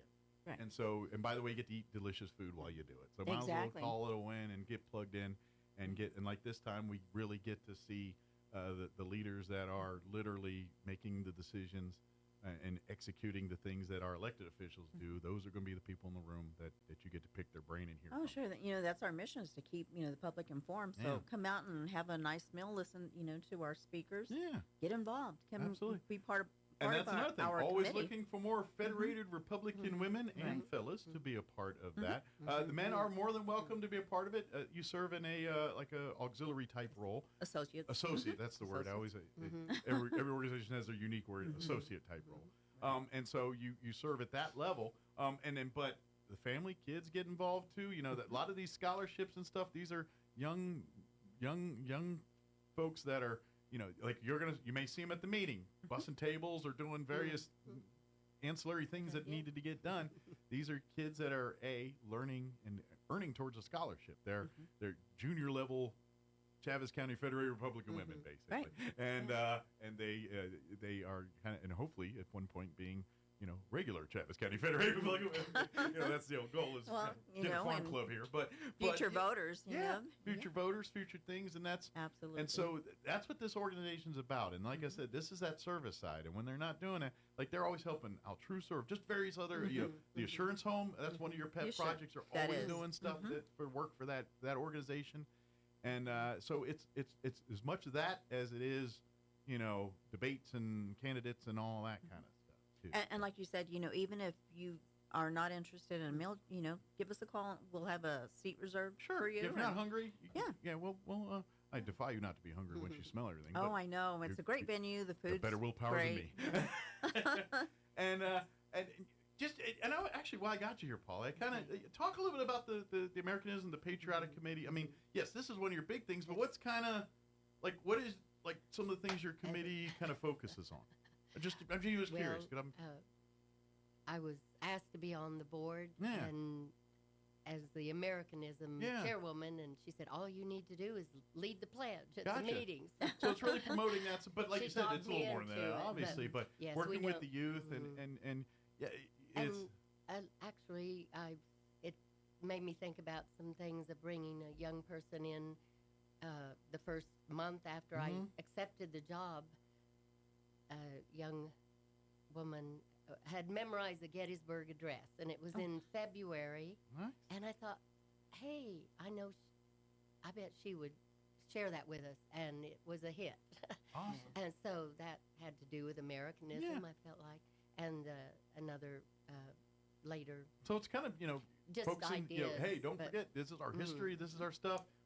Who we are, what we are, this is why we are, and from time to time we're going to remind you of that. There are no major set things for Americanism other this essay promote these scholarships contest and things like this, and these opportunities, and promoting American history to do with, to our younger cultures and things, and it's. But this is the big thing, and yes, kids learn history and history books, and they'll learn dates and begats this and that. And as you get a little older, going on to higher high school and college levels, they get a little more talking about these discussions and things. But history, yes, dates and stuff are finite. On this date, this happened to what. But the rest of it's a little, opinions, great, perspectives and things like that. And sometimes that's the side of history where you got to use your critical thinking brain and decide, okay, what's more wives' tale or promoting an agenda versus this is what happened, who went where, when, and did what, and whom. And sometimes history gets a little, there's an event, like you could talk about a particular event and you'll get 20 people have different opinions on that event. And so that's what the Americanism side is important to say, yes, we had this whatever thing. This is what it is. This is what happened. This is how people are feeling at the time. And, it's what, and as a guy that likes history, it's real easy to judge it from your perspective. And people forget, this thing happened in a certain day, but you don't understand. You're thinking about it from your 2025 brain. Let's think about this in your 1861 brain and see how life was and see if this seems so radical to you. And that's the point I like to remind with people of history. And I think the Americanism does that too. It's like, yes, our history has lots of tragedy and lots of things that happen. But to judge it from a 2025 brain is not fair. That's like people that talk about our forefathers. There was a slavery. Yeah. In 1776, this is the mindset. They didn't think the same that we do in 2025. And so for you to judge their thought process in a 2025 version is not fair. And I like to remind people. But anyway, I got way sidetracked.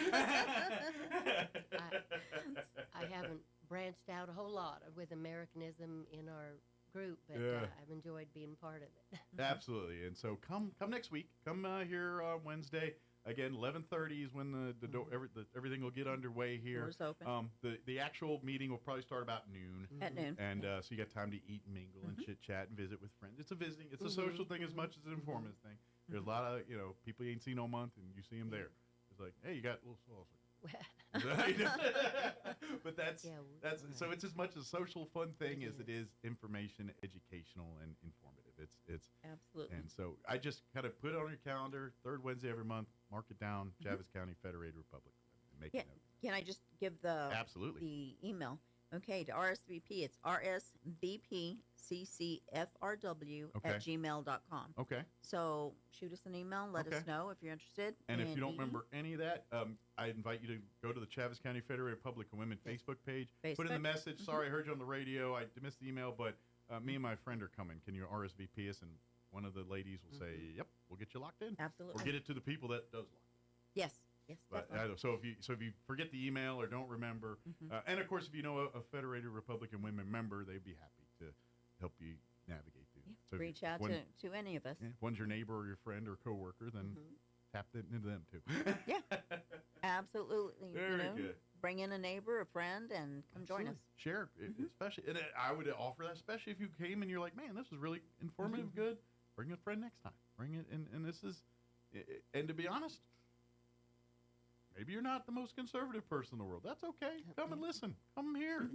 Guess what? You want the same things. We all want to be happy. We want the best for our families and ourselves. And we want to be informed. Yeah, this is all universal. Yes. It don't matter if you're D, R, green, nothing, purple. It doesn't matter. All people want that. Very true. Awesome. Ladies, is there anything that I sidebarred us on or with something you wanted to cover that we didn't get a chance to? I would just say I was a Republican woman for quite a few years and read about these meetings and in the paper, and I just finally started thinking I ought to go to one of those. The light bulb clicked one day. Yes, and really, once I did, I thought this is very informative and everything we've talked about. Yeah. So I you find purpose here. That's why you're still here. Yes, and it definitely helped me, and it is good to get together with like-minded.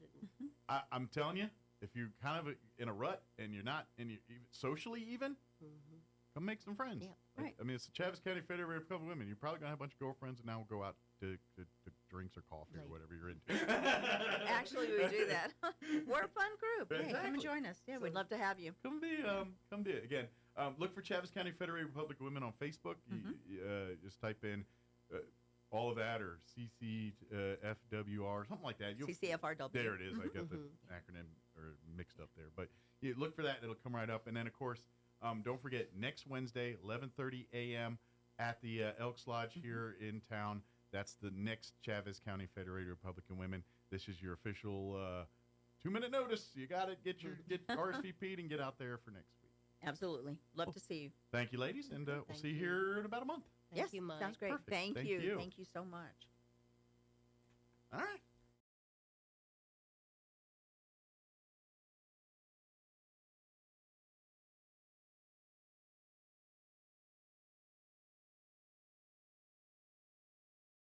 The only item on the public agenda is for Able City Consultants to give the council an update on the comprehensive master plan and its progress, as well as giving council members the opportunity to provide input and ask any questions.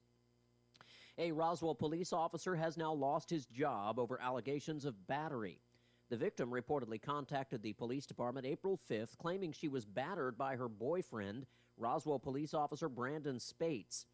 Spates was immediately placed on administrative leave pending the investigation, and a judge approved a warrant for his arrest. Spates has now been terminated.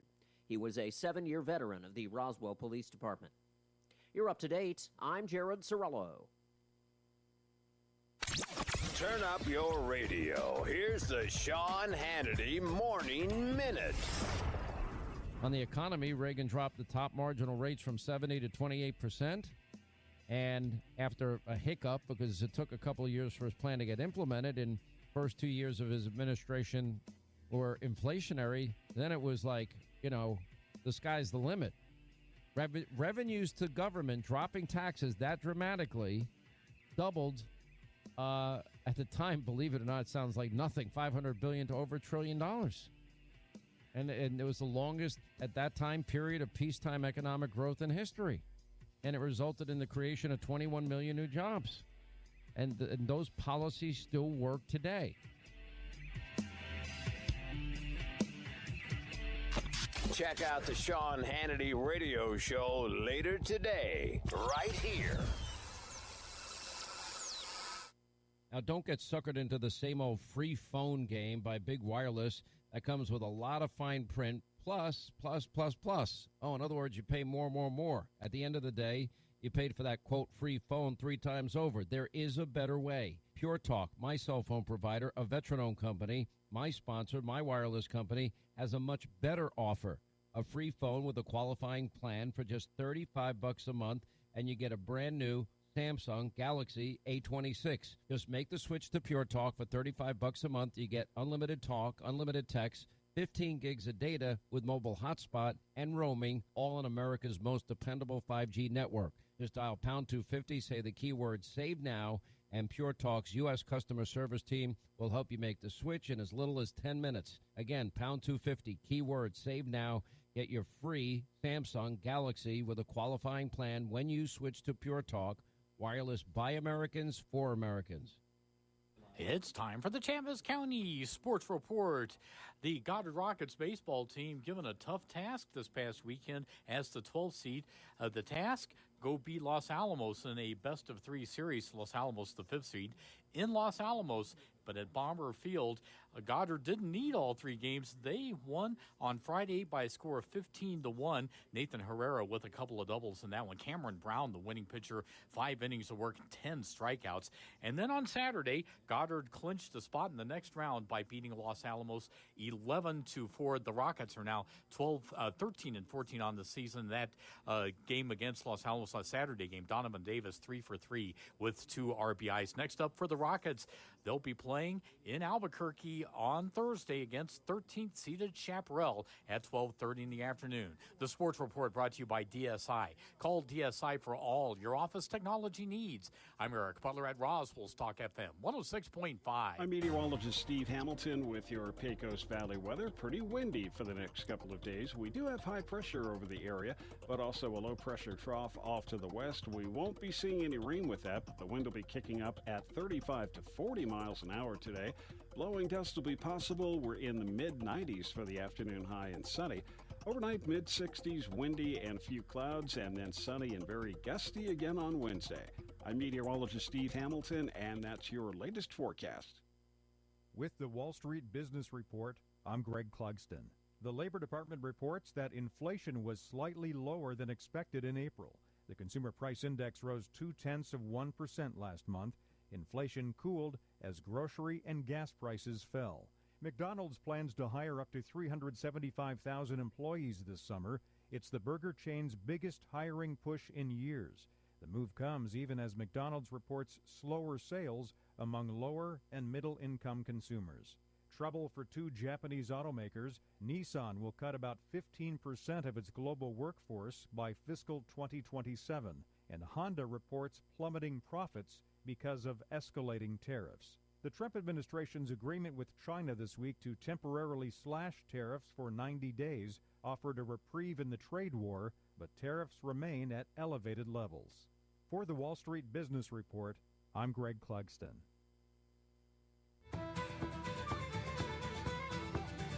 Step back in time at the Lincoln Forest Renaissance Fair, May 16th through 18th at Wingfield Park in Ruidoso. Join us for 3 magical days of pirates, knights, fairies, and fun for the whole family. Don't miss our Saturday night headliners, Celtic rock legends, the Young Dubliners, lighting up the stage on May 17th at 7 p.m. Get tickets and details now at LincolnForestRenFair.com. The ultimate Wi-Fi experience is now available to you thanks to Smart Home Wi-Fi with Plateau. Get fiber-to-home technology 100 times faster than average household internet speed. Plateau has multiple plans and options to fit your family. With Fast, get true 100 megs per second download and upload speed. With Faster, get true 500 megs of download and upload speeds. And with Fastest, you get 1 gig. Learn more at PlateauTel.com. Get the speed you need with Plateau. Tried, true. Do you want to improve the appearance of your smile or increase your self-esteem and confidence? Many people have already chosen to update their smile with veneers. Here at Carabelli Dental in Roswell, we work with our patients to understand their smile goals. With veneer treatment, we can eliminate gaps between teeth, solve the problems of stained teeth, and even perfect uneven or misshaped teeth. You owe it to yourself to have the smile you know is possible. Call us now. Come see the team at Carabelli Dental or call 575-622-4455. If you plug your nose, you can't tell the difference between an apple, potato, and an onion, unless you open your eyes. Here's Mike Winters. And good morning. It is 9:58, closing in on 9:59. That's going to do it for us for today's show. I always invite you to check back if you missed any part of our show. Just log on to ksvptv.com. Click on the Mornings with Mike Winters channel, and you'll find all of our interviews there. We did replay an interview we had with the city talking about their master plan in the 7 o'clock hour. Dr. Powell with Eastern Mexico University Roswell joined us in the 8 o'clock hour talking about sign-ups for summer, spring semester, talking about summer camps, all kinds of stuff there. So it's a lot of good information there. And, of course, we just had our interview with the ladies from the Chaves County Federated Republican Women talking about their next monthly meeting, which will be next Wednesday, 11:30 at the Elks Lodge. And they're going to have city managers as guest speakers for city and county managers. I should say city managers, city and county managers. That's what I meant to say. So if you really want to know how the sausage made around here, they're going to be doing a discussion at the next Republican Women's meeting. So talked about all that and more. Again, ksvptv.com in the Mornings with Mike Winters channel. Don't forget, we'll have playoff baseball and softball action pretty much all day Thursday, and then possibly Friday as well, depending on outcomes from Thursday. But there's a whole slew of games. We'll start with Goddard softball, Goddard baseball, and NMMI Colt baseball as well, too. All right, have an amazing day. Thank you so much for listening to be a part. You're listening to 106.5 Roswell's Talk FM, KEND Roswell. Breaking news this hour from townhall.com. I'm John Scott. House Republicans begin their